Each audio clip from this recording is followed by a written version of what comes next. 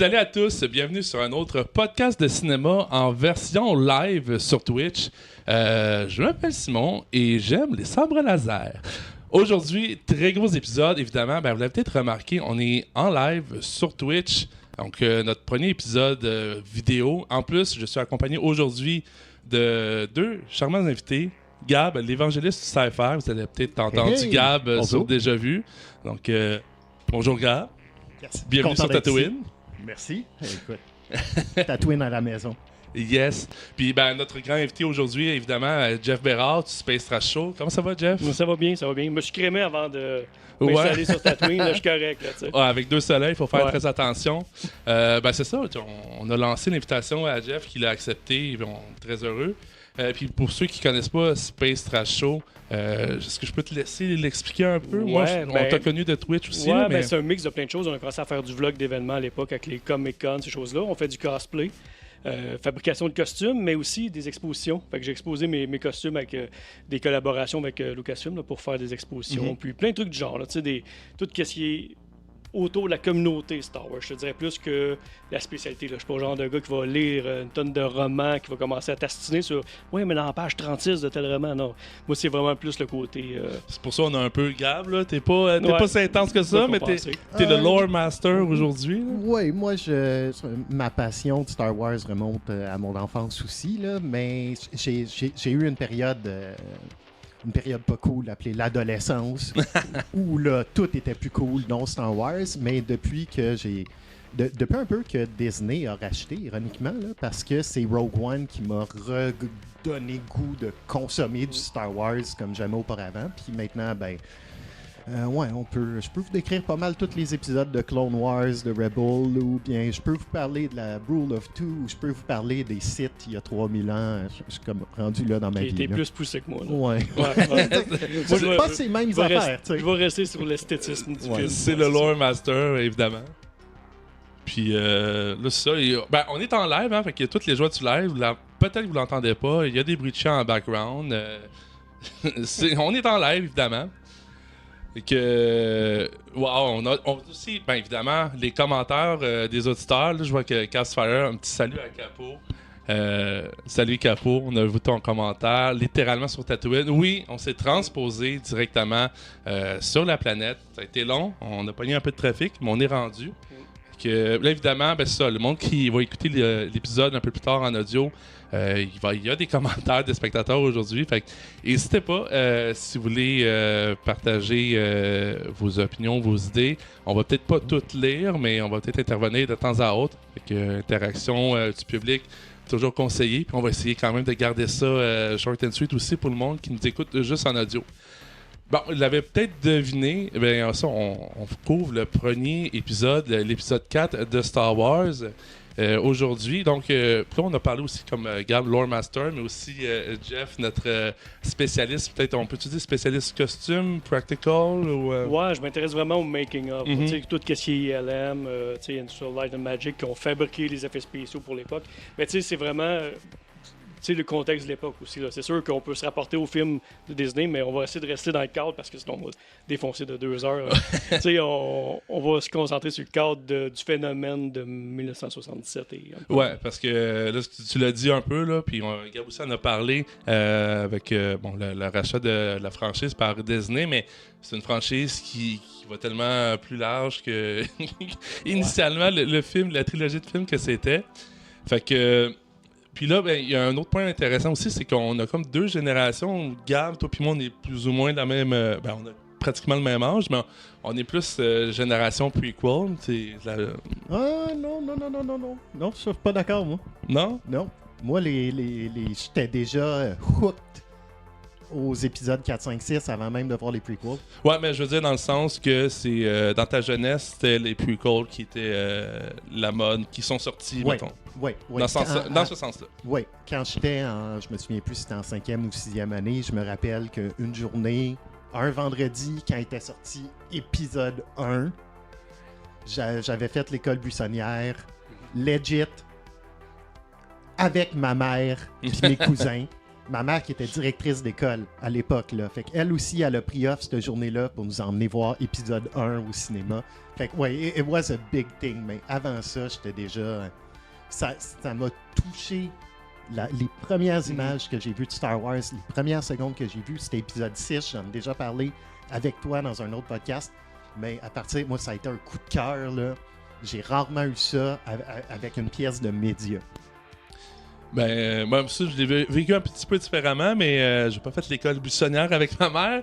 Mais ça, l'épisode 1, c'était quand même une grosse affaire. Puis les prequels aussi, on retombait un peu dans la mythologie de Star Wars.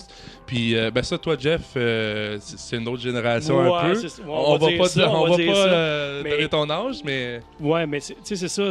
Moi, j'ai grandi avec la prélogie. Tu sais, j'ai l'âge. Je suis né en 73, dans le fond.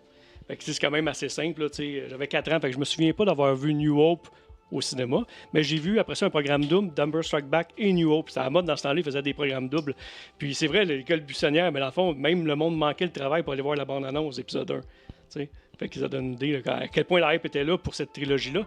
Mais c'est ça, l'époque, tu sais, il y avait...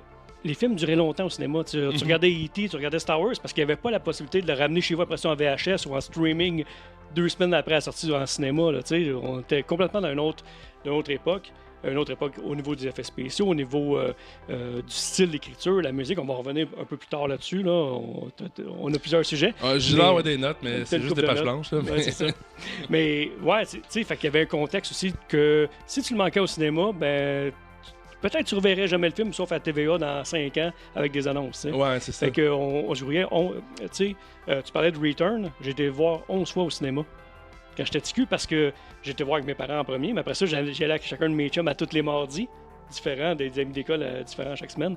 Fait que, tu sais, j'en ai profité. Là. Return, je pense, c'est celui que j'ai vu le plus souvent. C'est pas mon préféré, mais j'ai un attachement. C'était assez bon pour y retourner 11 fois à l'époque, c'est ça, au minimum. Exact. Ouais, mais là, je vois des questions de Capot là, qui dit « Allez-vous parler de Last Jedi? » Non. On en a parlé avant. On dira pas le verdict, mais il y a eu un consensus qui s'est fait hors onde. Puis aussi, Capot qui dit Jar Jar Binks, c'est un Jedi Master. Il y a une théorie qui c'est que c'est un Sith. Ouais, c'est ça. mais tu sais, reste que quand même, dans la prélogie, on ne fera pas grand temps là-dessus, mais c'est celui qui ressemble le plus quand même au niveau des... Tu sais, ils ont été dans des vraies locations, comme les vieux anciens films. Il y a plus d'effets pratiques qu'à partir d'épisodes 2 et 3, là, qui étaient vraiment CGI à côté. Là, on le ressent vraiment. Ils ont repassé encore à la télévision dernièrement, puis ça fait comme... Ah, c'est froid quand même. Là, on sent vraiment le faux décor, le faux tout. Puis, qu'est-ce qui est drôle aussi, je pense que c'est des extended scenes, là, les scènes qui ont été coupées au montage, mais t'en as des fois avec des shots d'effets spéciaux, mais comme vraiment, basic, là, qu'ils sont en train de faire le montage, puis off. Oh non. Ça part. C'est parti de très loin, mais encore là, c'est comme un peu les films des années 2000, là, ça vieillit pas toujours super bien. Là, pour, D'un côté, c'était vraiment des laboratoires pour faire évoluer le cinéma. Qu'est-ce qui est Star Wars aussi, l'original aussi, celui de 77, puis 81, le stop motion qui a eu une espèce de revival. Après ça, les popettes, ces affaires-là dans Return. Chaque film a fait évoluer le cinéma par la gang des LM, puis ça fait une différence. Épisode 1, on peut reprocher Jar Jar puis plein de choses, mais au moins, la quantité de maquettes, je pense que ça a dépassé même toute la trilogie originale mis ensemble. Là, moi, j'avais vu, ça, comme tu dis, on va essayer de pas trop s'étirer là-dessus, mais la scène des Pod Racers dans l'épisode 1, on pense que c'est fait comme à l'ordinateur, mais c'est vraiment une maquette. Tu as dit ça m'a fait penser à ça. Puis je pense chaque membre de la foule, c'est comme un Q-tips avec une différente couleur. Là. Exactement.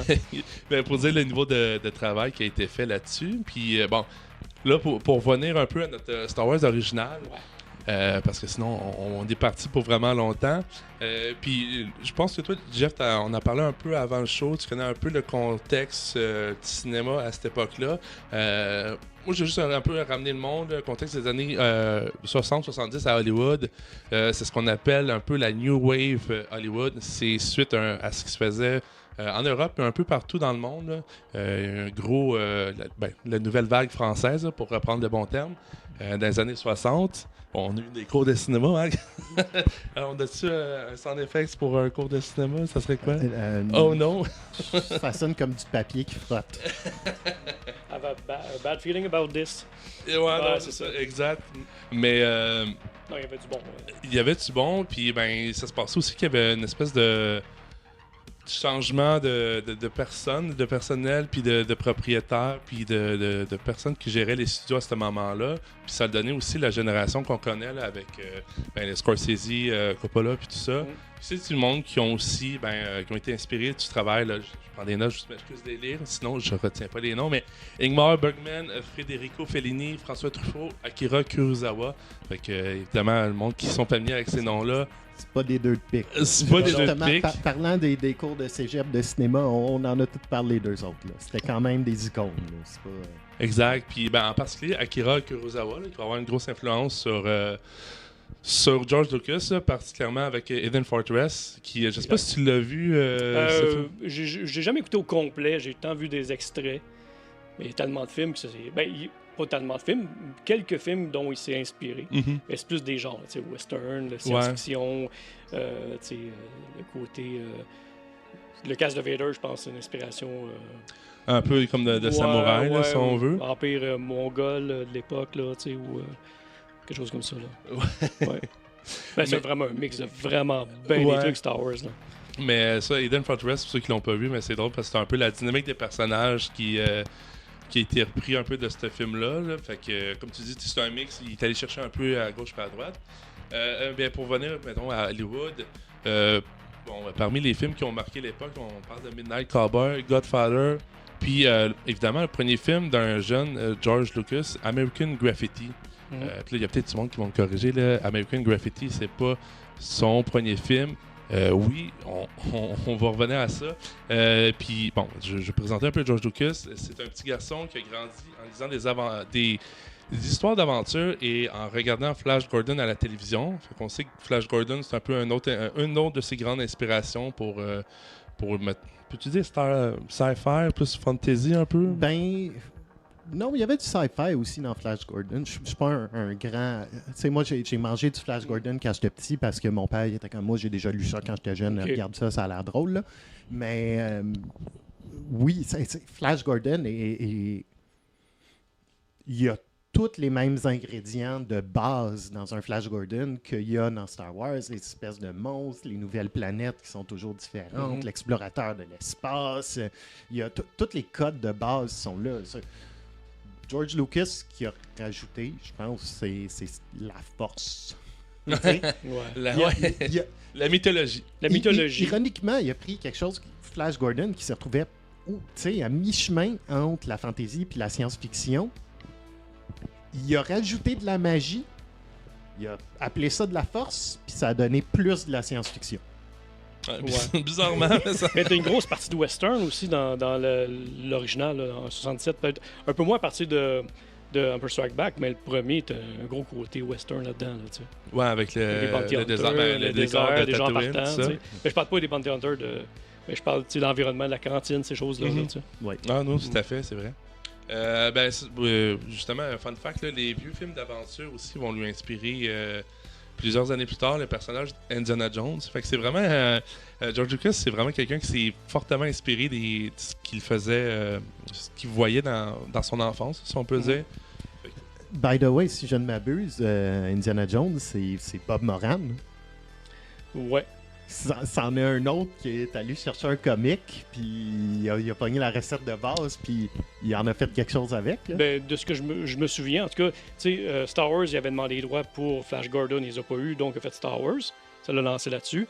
Et Indiana Jones, c'était un James Bond qu'il voulait faire au début, Spielberg. Ouais. C'est pour ça qu'ils ont le clin d'œil de Sean Connery dans le 3e. Tu sais, fait que c'est...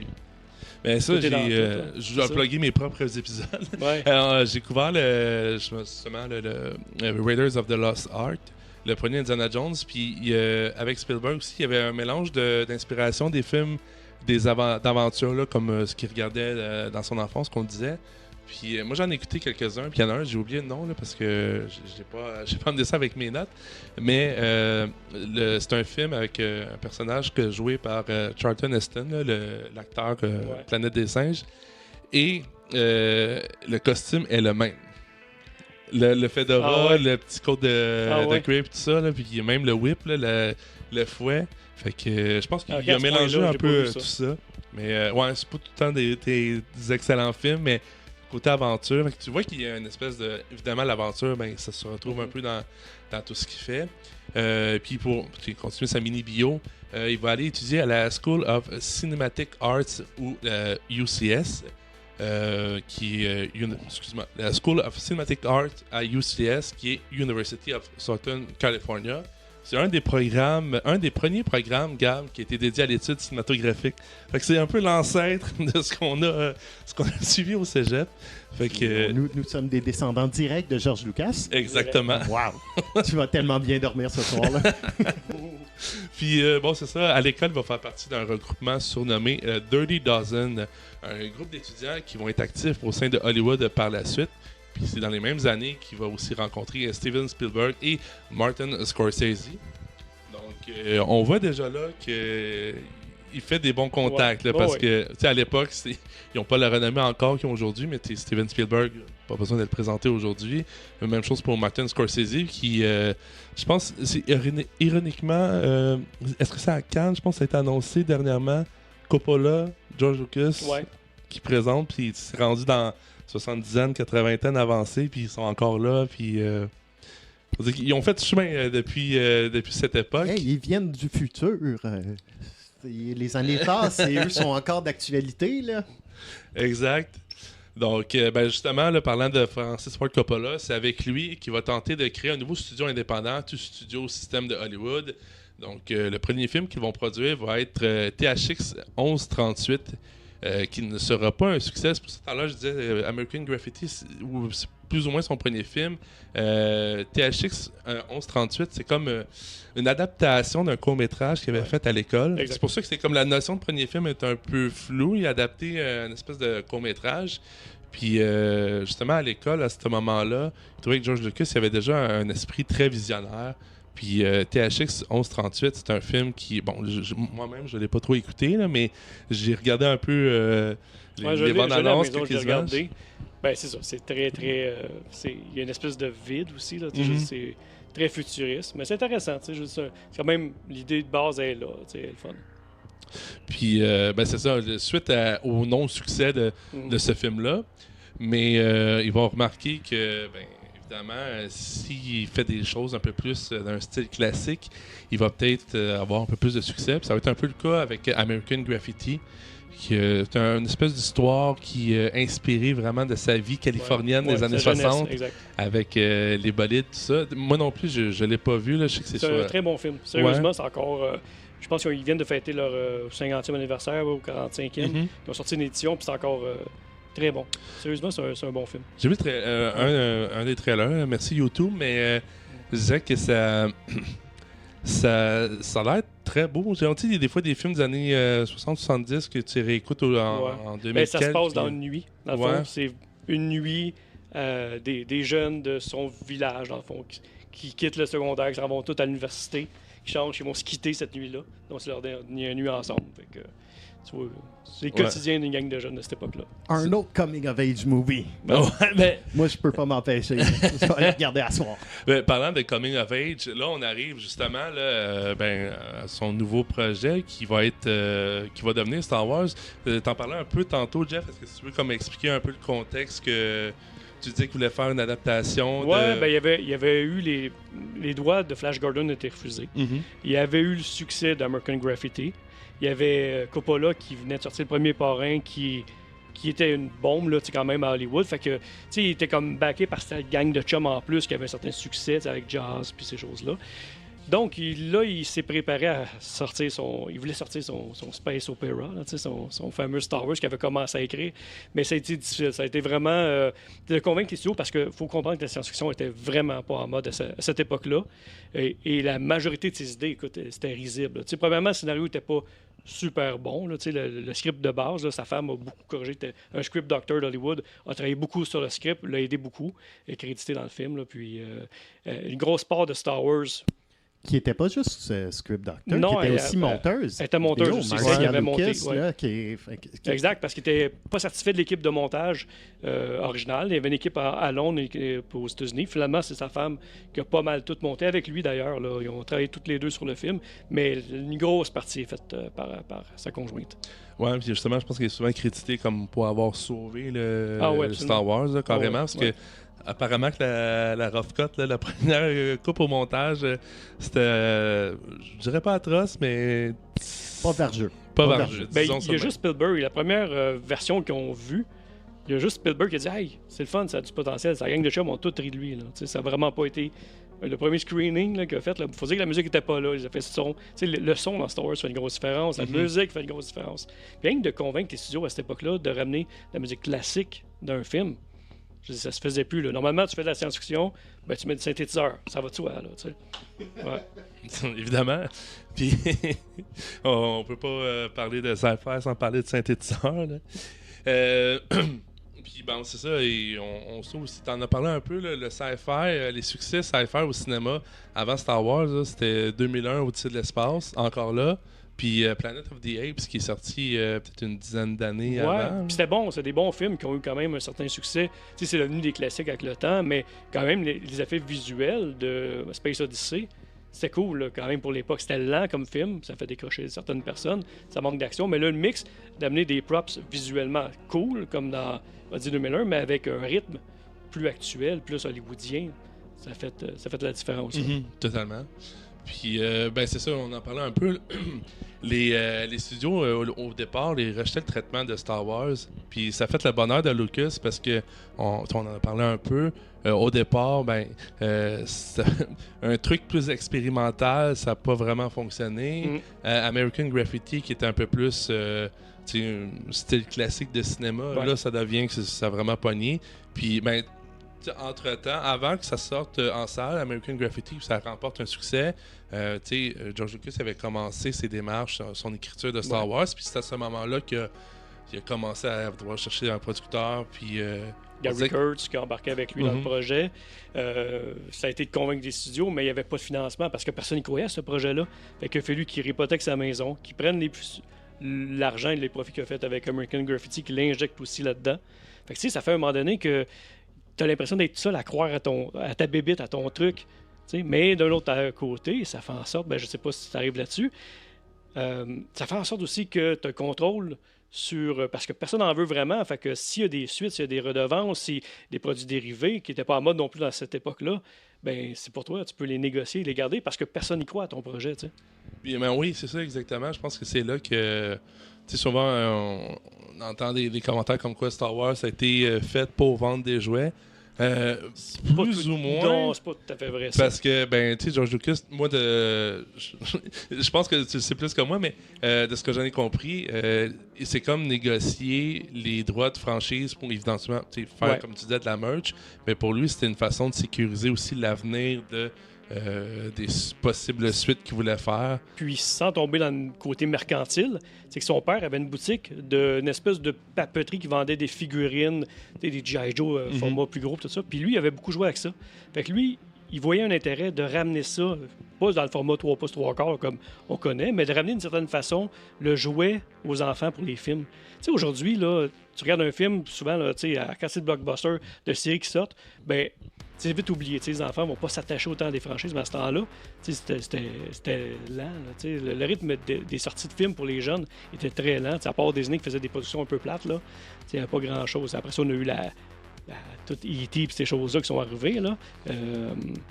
Mais c'est ça, à cette époque-là, il était déjà visionnaire du fait qu'il pouvait se servir de ces droits-là justement pour des jouets, des produits dérivés. il s'est débloqué.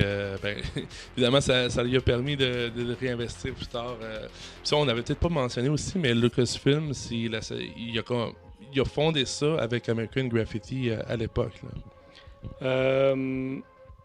Je pense que oui. Je suis pas sûr des dates exactes par rapport à ça, mais C'est à peu près possiblement. dans le même, Ouais, c'est tout dans la même époque de toute façon. Là.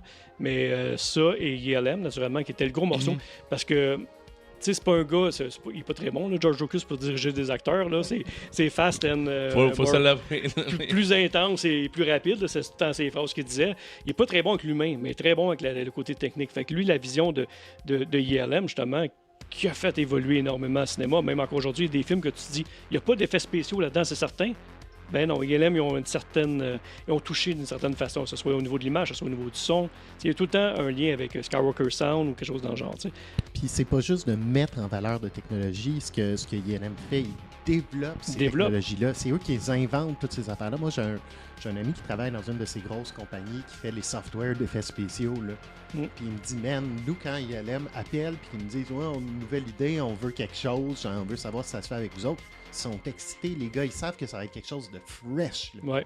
Ça va être comme, OK, regarde, aujourd'hui, on est capable de faire ça, mais nous autres, on pense que demain, on est capable de faire ça. Let's go. Tu sais, c'est à chaque fois, puis même, tout le travail qui a été fait sur les prequels, en green screen, qu'on aime ou qu'on n'aime pas, non, c'est ça. C'est de la technologie qui ensuite a pu être appliquée partout. Exact.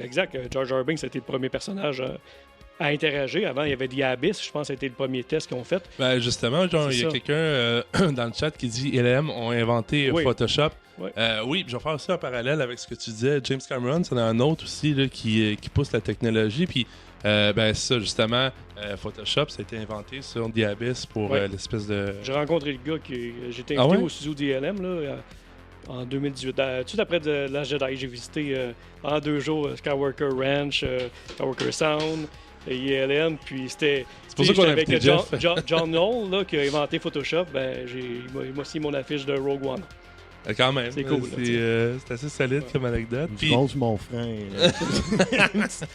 Je suis pas souvent jaloux dans la vie, là. Mais là, je pense que je suis jaloux. Ça, c'est quelque chose. Ouais, mais c'est là qu'on voit justement, comme tu dis, avec l'exemple de Photoshop, je pense que c'est le plus concret parce qu'on le vit dans différentes sphères. C'est juste le cinéma, là. Mais oui, ça, c'est des compagnies qui poussent la technologie puis ce qu'on est capable de faire, des fois même ou pas, là, mais dans le cinéma.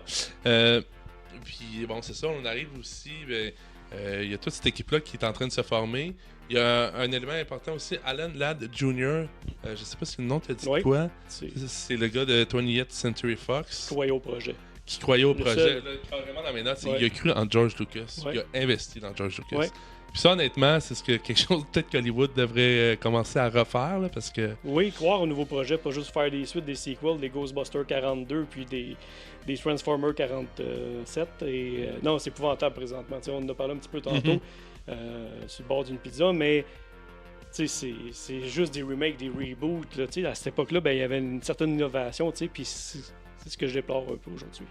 Ouais, puis ben là, c'est Alan Ladd Jr. qui a cru lui en George Lucas. Puis un petit fun fact, on a peut-être un peu parlé dans mon précédent épisode sur Alien, mais c'est aussi lui qui va pousser le projet de film de Alien. Fait que quand même, Alan Ladd Jr. il y a eu un gros impact sur cette affaire dans les années 70 parce que c'est carrément 2 franchises qui n'a pas lui directement parti, mais qui a carrément contribué là, à travers le studio 20th Century Fox. Fait que là, on est rendu, évidemment, on est en train de... Il a trouvé son équipe, il a été approuvé par la 20th Century Fox, qui, lui, pas qui donnait carte blanche à George Lucas, mais qui a un peu comme on l'a dit, là, il a vraiment cru à son projet, puis OK, je te fais confiance. Ça risque d'être annulé plusieurs fois quand même dans le processus, soit par manque d'argent, soit par manque d'intérêt. Dans le fond, il mettait tellement d'obstacles à George Lucas qu'il espérait que ce soit lui qui lâche. T'sais? Mais il a pas lâché, Mais ça arrive une couple de fois. Je pense qu'il en est même tombé le malade à un moment donné. Ouais, non, j'ai écouté un documentaire j'ai oublié le terme, j'ai vu quelqu'un dans les commentaires sur Facebook, je pense qu'il en parlait, mais... c'est quelque chose d'Empire, mais un documentaire sur Star Wars, puis il en parle justement de George Lucas s'est rendu à m'emmener, il était comme quasiment en arrêt de travail. Parce il a fait une espèce de crise de cœur, de crise de panique. Peut-être à cette époque-là, c'était moins connu, là, mais une bonne crise de panique. Là. Ouais. Mais quand tu vois tes décors, tu n'as pratiquement pas de budget. Tes tournages, c'est quand même 2 sets, un à Londres, un aux États-Unis. Tu vois que ton équipe avance pas aux États-Unis. La gang des LM, là, c'était des créatifs, mais c'est une gang de hippies. Là. Ils avaient monté des piscines dans les studios où ils s'amusaient, ils se faisaient bronzer. Puis à un moment donné, c'est vrai, il faut travailler. On va remettre ça demain. Puis il n'y a pas grand-chose qui avançait. Il fallait qu'il congédie du monde. Puis c'était pas son genre à faire ça. Là. Il faisait confiance à son monde. Puis un peu comme tu le disais, George Lucas, c'est pas une personne qui est très bon avec les humains. Ouais, avec les humains. Ouais. Fait que, tu sais, dealer avec ces gens-là, problématique des fois. Puis, je retourne un peu à James Cameron qui, sur le set de Aliens, James Cameron, j'aime ça le citer, mais non, mais lui aussi, là, sur les sets de Aliens, il y avait de la misère avec l'équipe, lui, c'est un peu à l'inverse, l'équipe britannique. Puis, ça m'a emmené. Faut que tu fasses du ménage dans ton équipe puis t'enlèves les pommes pourries parce que sinon tu te rends fou puis ton projet approche la cancellation. Ouais, non, puis esthétiquement, c'était pas super. Là. Les aliens qu'on voit dans la cantine, aujourd'hui, on les trouve cool parce qu'ils ont sorti des figurines puis on s'y est attaché. Mais tu regardes, c'est assez statique quand même. Là. Monsieur devait être déçu un petit peu du résultat de qu'est-ce qu'il voyait se créer devant lui. Là, puis l'équipe de Londres était détestable en plus parce qu'ils prenaient des thés. Il fallait qu'ils arrêtent à telle heure. Les États-Unis, aux États, les autres continuaient un petit peu plus tard, c'était pas grave. Les autres, c'est vraiment il y a une espèce de syndicat qui avait là-bas qui faisait en sorte qu'il n'était pas question qu'il n'y ait pas de thé. Là, tout le monde arrêtait. Fait que là, tu commences à filmer, tu es dedans, ben non, tout s'arrête. Puis là-bas, tout le monde riait de la gueule de George Lucas en plus parce que personne ne croyait à ce projet-là, encore moins que la gang aux États-Unis. Fait que tout le monde faisait ça, une petite job-in, on allait faire ça. Puis même, j'ai parlé à plusieurs acteurs qui étaient là dans le set de la cantine, des conventions, puis même eux autres ne croyaient pas du tout. Ils partaient avec leur costume à la fin de la journée, là, puis il y en a qui revenaient même pas sur le set le lendemain. Personne ne croyait à ça. Là. Puis ouais, mais c'est ça, c'est un autre documentaire, là, je vois que Empire of Dreams. Là. C'est un excellent quand même. Exactement, fait que c'est lui que je parlais tantôt, là, le documentaire, si jamais vous le trouvez. Probablement, je sais pas s'il est sur Disney+. Oui, il est sur Disney+, maintenant. Ils l'ont remis là-dessus. Il était sur une version DVD seulement. Ils l'ont remis sur Disney+. Ça, puis Light and Magic de ELM, c'est qui parcourt l'histoire du cinéma. Écoute, je pense que la meilleure affaire, en tout cas, à mon sens, là, sur Disney+, c'est Light and Magic, qui est excellent. C'est vraiment tout le processus de Star Wars, mais aussi, tu vas aller vers Poltergeist, tous les films de Spielberg.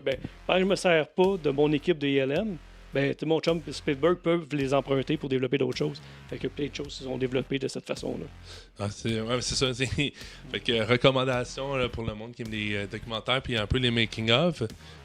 Puis ça, tu en as parlé aussi. Je sais pas si c'est justement dans Empire of Dreams, mais je vois que même le cast principal, là, pas juste les figurants, le cast principal, ils savaient pas trop genre dans quoi il était. Puis ça avait l'air d'une grosse série B, puis il croyait George, pas. il était pas bon pour l'expliquer. Je dis, tu veux encourager ta gang, mais t'es même pas là, t'es découragé. Écoute, faut que t'ailles par là-bas. Puis il expliquait, il a la misère à expliquer qu'est-ce qu'il voulait. Gary Kurtz, c'était un peu mieux, il était plus impliqué avec les acteurs. Mais reste que, si ton gars principal te donne pas envie d'y être, puis heureusement, il était avec Alec Guinness. Il a eu une belle gang. Pour pouvoir travailler. Pourtant, Alec Guinness, qui n'a pas eu l'air d'être si agréable et facile que ça. Là. Non, il paraît qu'il était un gentleman sur le set. Qu'est-ce qu'il a fait après? C'est plus de bouder le personnage d'Obi-Wan Kenobi. Pour lui, c'était un film de science-fiction. Puis parlez-moi de Laurence Arabi ou parlez-moi des grands films que j'ai faits de l'époque. Mais pour lui, Star Wars, c'était un film de série B qui avait tourné dedans. Puis le monde se sont attachés à ce personnage-là. Fait qu'il y a une espèce de... après Star Wars, là, avant sa mort, il y avait une espèce de... Pas rancœur, mais comme il tripait pas là, lui, sur son Obi-Wan Kenobi. Un bagage. Ouais, c'est ça. Il y avait un bagage qui traînait de son Obi-Wan. Ouais, c'est ça. Puis je sais pas, Alec Guinness, c'est ce qui est mort avant, parce que Obi-Wan aujourd'hui, c'est... Là, on tombe plus un peu dans le lore, mais on dit souvent, on parlait de Darth Vader, Anakin Skywalker, c'était l'élu Chosen One, mais là, t'as Obi-Wan qui a battu General Grievous, qui a combattu quasiment toutes les il est mort Dark avant la Lords. prélogie. Il n'a pas connu l'espèce de gloire de Obi-Wan. Dans le chat pourrait nous dire là, avec Google quelle année qui est décédé, mais... Il n'a pas connu le non, redorage la seconde gloire. La seconde gloire. Il s'est pas rendu, je patons, jusqu'à... aux Et performances. c'est vrai qu'il avait l'air quand même âgé déjà en Oui, 77. là. c'est ça, exact. Mais moi, j'essaie, en le réécoutant hier, c'était ce qui me revenait souvent là, pendant les scènes avec Alec Guinness, c'était justement de penser à George Lucas qui est assis à côté de lui dans un trailer puis qui Ouais. dit OK, fait que là c'est ça qui se passe dans la journée aujourd'hui, c'est ça qu'on va tourner. Puis là, tu vas avoir une lampe de poche dans les mains, puis Ouais. tu vas la donner Ben, c'est à ça. Mark, puis là lui, il va avoir de la lumière qui Tu va vas parler sortir. d'une guerre, de la guerre des clones, mais est-ce qu'on va expliquer la guerre des clones? Non, Non. on l'explique pas. Est-ce qu'on va expliquer la force? Ouais, un peu, mais... OK, puis le méchant, ben il va te tuer en plus. Ça, il savait pas. Alec Guinness, c'est pas dans le scénario, c'est sa femme qui a fait comment, je sais pas quoi faire à partir de la rescue de Léa. Alec Guinness faisait rien, il était dans les meetings à côté de Léa jusqu'à la fin du film. Ils ont suivi le personnage. Fait que C'est lui, une bonne idée. il était fâché. Alec Guinness était vraiment pas de bonne humeur de ça, mais il a compris pourquoi. Il a vraiment pris du recul, il était vraiment pas de bonne humeur. Mais il est revenu après ça, il a fait OK, je comprends ton idée, je comprends pourquoi tu le fais. Il va revenir en Force Ghost, ça va donner encore plus de puissance au personnage. Il a fallu qu'il convainque de cette façon-là. Mais tu sais, un Force Ghost, on sait pas c'est quoi. La force, un lightsaber, un droïde. Rien que le mot droïde n'existait pas en 67. Mais tu sais, c'est ça qui est cool parce qu'ils n'ont pas pris le temps d'exister. OK, il est né en 2000. Ben, Ouais, ça, on a une réponse parfait. là, de Bon, quelqu'un merci, qui dit Franck. Alec Guinness est décédé le 5 août 2000. Mais mettez-vous dans le contexte de l'époque. Là. Moi, j'étais un kid. Là. J'ai 7-8 ans. Le monsieur, il me parle de droïde, il me parle de force, il me parle de nom de planète, de nom de vaisseau, de nom de... on parle pas des sites non plus. On voit qu'il y a un gros méchant qui est en noir, mais on sait pas trop c'est quoi. Il est pas développé. Le héros principal, qui est Luke, n'affronte jamais vraiment le méchant dans le film non plus. Puis il n'y a pas de question de sequel de suite à cette époque-là. Puis pas Fait que- d'empereur. Il n'y a pas d'empereur non plus, qui a été développé plus tard. Fait que t'es là comme kid, tu fais comme... De quoi qui me parle? Puis malgré ça, ça a eu un succès, tu sais. Moi, j'ai une anecdote de. j'ai lu, je pense que c'est. Il y a beaucoup d'entrevues avec Mark Hamill là, qui, lui, il raconte tout ça. C'est super intéressant à écouter en entrevue. Puis, il parlait à m'emmener justement au tournage du premier film. Puis, il y avait une scène. Puis là, justement, Darth Vader arrivait. Puis, il est allé voir George Lucas. Mais tu penses pas que je devrais comme sortir une réplique? Ah, voici le Seigneur Noir, Darth Vader. Puis, George Lucas, en bon visionnaire, mais qui n'est pas capable de traiter les dialogues, il a juste répondu. Je suis comme, ben, check. Il est en noir, il est immense, puis il est designé pour avoir de l'air evil. On n'a pas besoin de dire qu'il l'est. Ben, c'est ça qui était cool. Il n'avait pas besoin de rien expliquer. Contrairement à aujourd'hui, qu'il faut qu'il développe tout, il faut qu'il explique tout. Tu sais, le spectateur est intelligent, il va être capable de comprendre, justement. C'est même pas juste de définir comme bon ou méchant, c'est d'expliquer pourquoi ils sont bons, pourquoi Oui, ils sont c'est méchants. ça. Tout le backstory. long. Ouais, ça, c'est ça. c'est long à expliquer. Oui, puis c'est pas nécessaire parce que Ouais, souvent, mais dans ton imaginaire- ça fait des nouvelles séries. Oui, mais dans ta tête, tu sais... Ouais, c'est ça. Mais dans ta tête, c'est souvent meilleur que qu'est-ce qui va être expliqué après. Tu sais, j'ai pas besoin de savoir que... Tu sais, la rencontre, mettons, de Obi-Wan et Vader dans la série Kenobi, j'avais pas besoin de ça. C'est suffisant, qu'est-ce qu'il m'expliquait dans le film. J'avais déjà compris comme enfant, à 7-8 ans, pourquoi j'ai besoin de ça à 40 ans, tu sais. Fait que c'est ça, vraiment, ça vient comme une... Parce que t'as de l'argent aujourd'hui. Ouais, non, je comprends tout le côté, je comprends Disney, je comprends les actionnaires, fait que je comprends pourquoi ils le font, mais c'est ça qui était cool de l'époque, justement, notre imagination. C'est quoi ça, la guerre des clones, tu sais, la guerre... c'est la guerre noire en français qu'il disait, là. Mais il me l'expliquait pas, puis justement, il y avait une entrevue avec Mark Hamill, mais c'était pas le Comic-Con à l'époque, c'était un petit peu avant le Comic-Con. Tu sais, il y avait San Diego qui commençait, mais il y avait un autre, puis ils ont été faire bien de la promotion au niveau des fans. Tu sais, ils ont monté un fanbase avant la sortie du film, c'est pour ça que ça a eu un certain succès. Ouais, non, Fait que c'est j'avais vu ça présenté, dans le puis documentaire, il était justement. avec Gary Kirk, justement, il s'est assis, puis ils ont fait des panels, mais personne ne savait c'est quoi Star Wars, pas en tout, là, tu sais. Puis là, OK, puis là, tu voyais les deux qui pédalaient, à essayer d'expliquer à la foule. Ouais, mais les Sith, les Jedi, mais c'est quoi, c'est un Jedi? Mais c'est une espèce de moine, mais qui fait de la magie. Ouais, mais pourquoi il fait de la magie? Il fait de la magie? Ben, on voit pas vraiment la magie, c'est transparent. Les deux pédales bien, elle essaie d'expliquer Pourquoi le t'appelles film. pas ça juste un magicien? Ouais, c'est ça. Pourquoi faut que tu rendes ça Un wizard, compliqué? c'est ça, quelque chose Ah, comme ça. ben, tu sais, Pourquoi un justement. droïde? Pourquoi pas un robot? J'en connais ça, un robot. Ben oui. C'est Pourquoi évoqué ton robot est dans l'espèce de salle de conférence de l'Étoile de la Mort. Là. T'as comme un des, je sais pas, un officier ou whatever, là, qui... parce que, tu sais, à ce moment-là, on sait pas que Darth Vader, c'est comme, justement, un Sith qui maîtrise les pouvoirs avoir de la force. Puis ça, Non. évoqué comme un peu, je pense que la réplique, c'est comme, tu sais, I'm not afraid of your Ta sorcerer things. religion, Là, j'ai pas c'est ça. les affaires de magicien, whatever. Puis bon, après ça, il y a le fameux Force Choke. Là. Ben, on n'en Mais, voit pas tant que ça. Tu sais, dans le non. film de la force, là, à part Force Choke, tu sais, Obi-Wan qui fait changer d'avis le patrouilleur, là, tu sais, Ouais, le puis Sand Trooper. tu sais. Peut-être aussi que tu peux rajouter là-dedans, genre Luke qui tire les missiles à la bonne place sans Ouais, le c'est ça. computer. Mais tu sais, Luke, on voit. Exact. Ben, c'est ça, il n'y avait pas tant de force que ça. Il n'y avait pas tant de grand-chose dans ce film-là. Malgré tout, ça a levé. Puis, ben, c'est ça. Ils ont comme construit leur fanbase avant de sortir le film aussi. Là. Fait que, comme tu disais, là, c'est quand même, il y a un côté, je dirais, événementiel Oui. un peu en quelque sorte. Déjà à l'époque, tu sais, le fait, premièrement, d'avoir pensé au merchandising. Ça a été. Ben, c'est un petit peu plus après, mais il y a quand même eu des. Je vais montrer certains trucs après, là, pour, Ah, là, ça s'en justement, vient, pour là, ça s'en vient. prolonger justement la folie de Star Wars. Mais je pense que je vais te laisser finir l'histoire du film. Ouais, mais mais c'est ça. J'ai quelques petits détails. Là.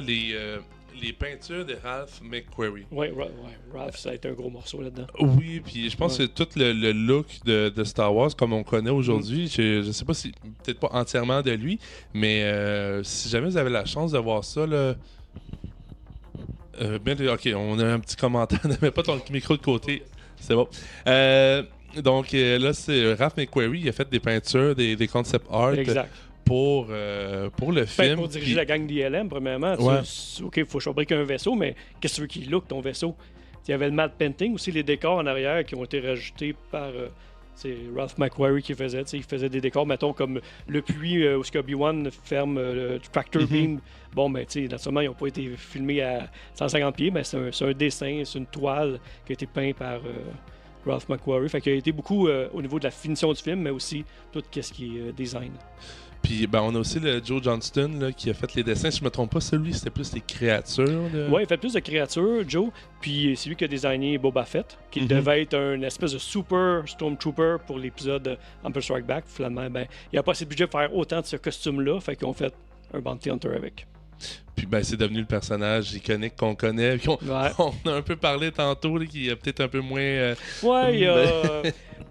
c'était un man with no face. C'était le mystère derrière Boba Fett. Puis on a un petit peu le moins mystère maintenant. Je pense que dans les faits, Star Wars, c'est ça. C'est un man, surtout quand tu regardes juste l'épisode 4 en soi, là, c'est un man with no face. Il y a tellement de trous dans cette histoire-là. Il y a tellement, surtout pendant la première heure, moi je trouve qu'il y a tellement d'informations sur toutes sortes d'affaires, mais il n'y a rien qui t'est expliqué. C'est juste, regarde, prends des affaires là-dedans, fais-toi une idée. C'est un univers. Exact. C'est dépaysant, là. Fait que soit dépaysé le plus possible, mais il y a tellement d'affaires que je pense qu'ils ont. OK, pourquoi c'est le même dans le film? Puis qu'il n'aurait pas pu te répondre un an avant d'avoir fait le film. Non. À la limite, dans le meilleur des cas, il te répondait un an après que le film soit sorti. Ouais. À la limite, qu'est-ce qui était le fil conducteur que tu as, c'est les droïdes. T'sais, parce que tu pars au début avec les droïdes, tu rencontres Léa, tu rencontres Luke, tu rencontres Obi-Wan, qui rencontre Han Solo, qui t'amène vers la fin du film. T'sais. C'est le seul conducteur que tu as vraiment, c'est les droïdes. Mais au début, les scènes qui ont été coupées, qu'on a vu des fois Luke qui va rejoindre ses amis, et ces choses-là, ça faisait en sorte que tu sortais du récit des droïdes. Fait que là, ils voulaient pas. Ça a été wise quand même de faire ça de cet angle-là. Puis ben ça, parlant de Mark, de Luke, puis de Han Solo, le petit fun fact, j'ai vu ça là, Empire of Dreams qu'on parlait tantôt aussi, là, mais Kurt Russell qui auditionne pour le rôle de Han Solo. Puis Harrison Ford était là, lui, il était là longtemps dans le processus parce qu'il était menuisier sur le set. Il avait déjà travaillé sur American Graffiti. George Lucas ne le voulait pas parce qu'il ne voulait pas prendre quelqu'un qui avait déjà pris d'un autre film. Fait qu'il a commencé à... Il était là, lui, pas Mark Hamill, mais Harrison Ford, pour donner des répliques à ceux qui venaient auditionner. C'est un stand-in. C'est ça, exact. Ouais. Exact. Finalement, ils ont fait comme... Okay. Il a fini par avoir le rôle. Puis aujourd'hui, ben, c'est iconique à Harrison Ford. Peut-être quelqu'un d'autre aurait aussi bien le faire, mais pour nous, c'est impossible de le voir sans Harrison Ford. J'ai pas le sound effects, but never tell me the odds. Là. Exact. Exact. Puis bon aussi Carrie Fisher qui elle, je pense que dans mes notes j'ai mis c'est une princesse d'Hollywood, mais c'est un peu on va dire la royauté de, je pense que c'est une fille. Ses parents étaient. Son père était acteur. Son père, sa mère étaient acteurs. Ok, puis c'est ça. Ses parents, fait que. Mais au début, je pense que ça devait être celle qui jouait dans Taxi Driver qui devait avoir le rôle. Puis finalement, ils ont été vers un visage un petit peu moins connu. Là. J'ai oublié le nom encore, là, mais le chat va nous aider. Ça sert à ça, les chats, ça sert à participer. Mais la fille dans Taxi Driver devait faire le rôle de... C'est Jodie Foster. Jodie Foster. Ouais. Non, c'est pas Jodie Foster. Oui, peut-être. En tout cas. Il y avait quelqu'un qui était supposé de... En tout cas, il y avait quelqu'un. Ouais, Jodie Foster, t'as raison. C'est Jodie go. Foster. Puis c'est ça. Fait que finalement, Carrie Fisher a eu le rôle. Mark Hamill était nouveau. Il avait fait un film Corvette, quelque chose. Il était pas je trop pense connu. qu'il jouait avant dans la télévision. Il a fait des séries télé, puis après ça, un seul film. Puis il était pas assez connu. C'est pas un film qui avait marché. Non, c'est ça. Fait Ouais. Ben là, après ça, c'était fini, sa carrière était faite. Là. Ben là, ça, je vois le temps qui passe. Oui, Puis c'est vrai.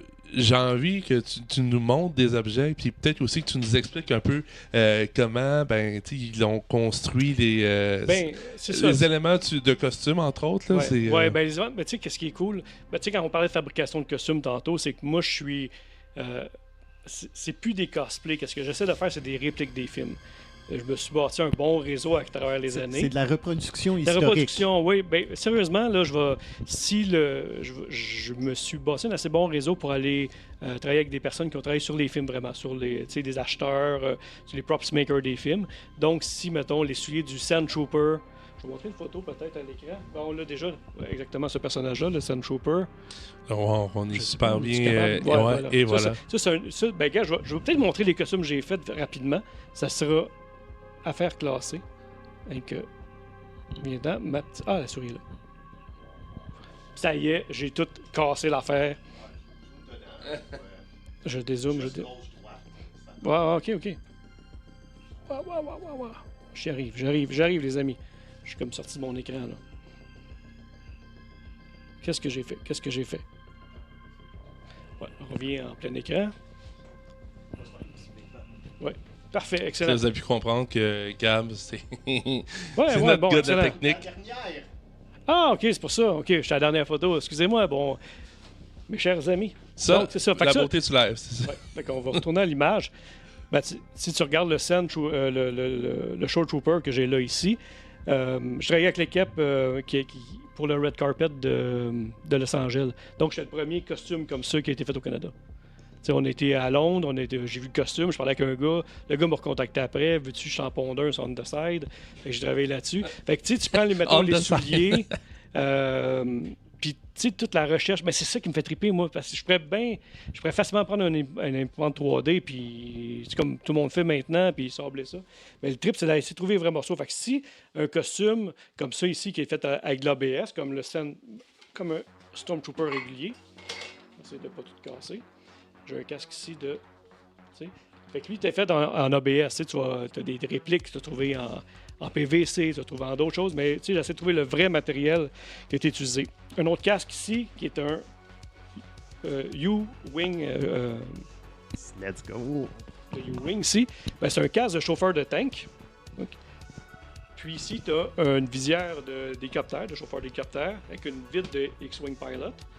Puis un micro qui est d'un autre truc militaire. Fait que c'est vraiment un ramassis de plein de trucs qu'ils prenaient pour faire les films. T'sais, à l'époque, là, tu reconnais des vieilles caméras. Il y allait au surplus de l'armée, là. Puis oui, absolument. Justement, Puis si je peux dire aussi, là, parce que juste parce que le monde ne sont pas ici à côté de toi, là, mais moi, je suis juste à côté, puis je sens la lourdeur dans les casques, les choses qui sortent, là. Fait que... Oui, c'est ça.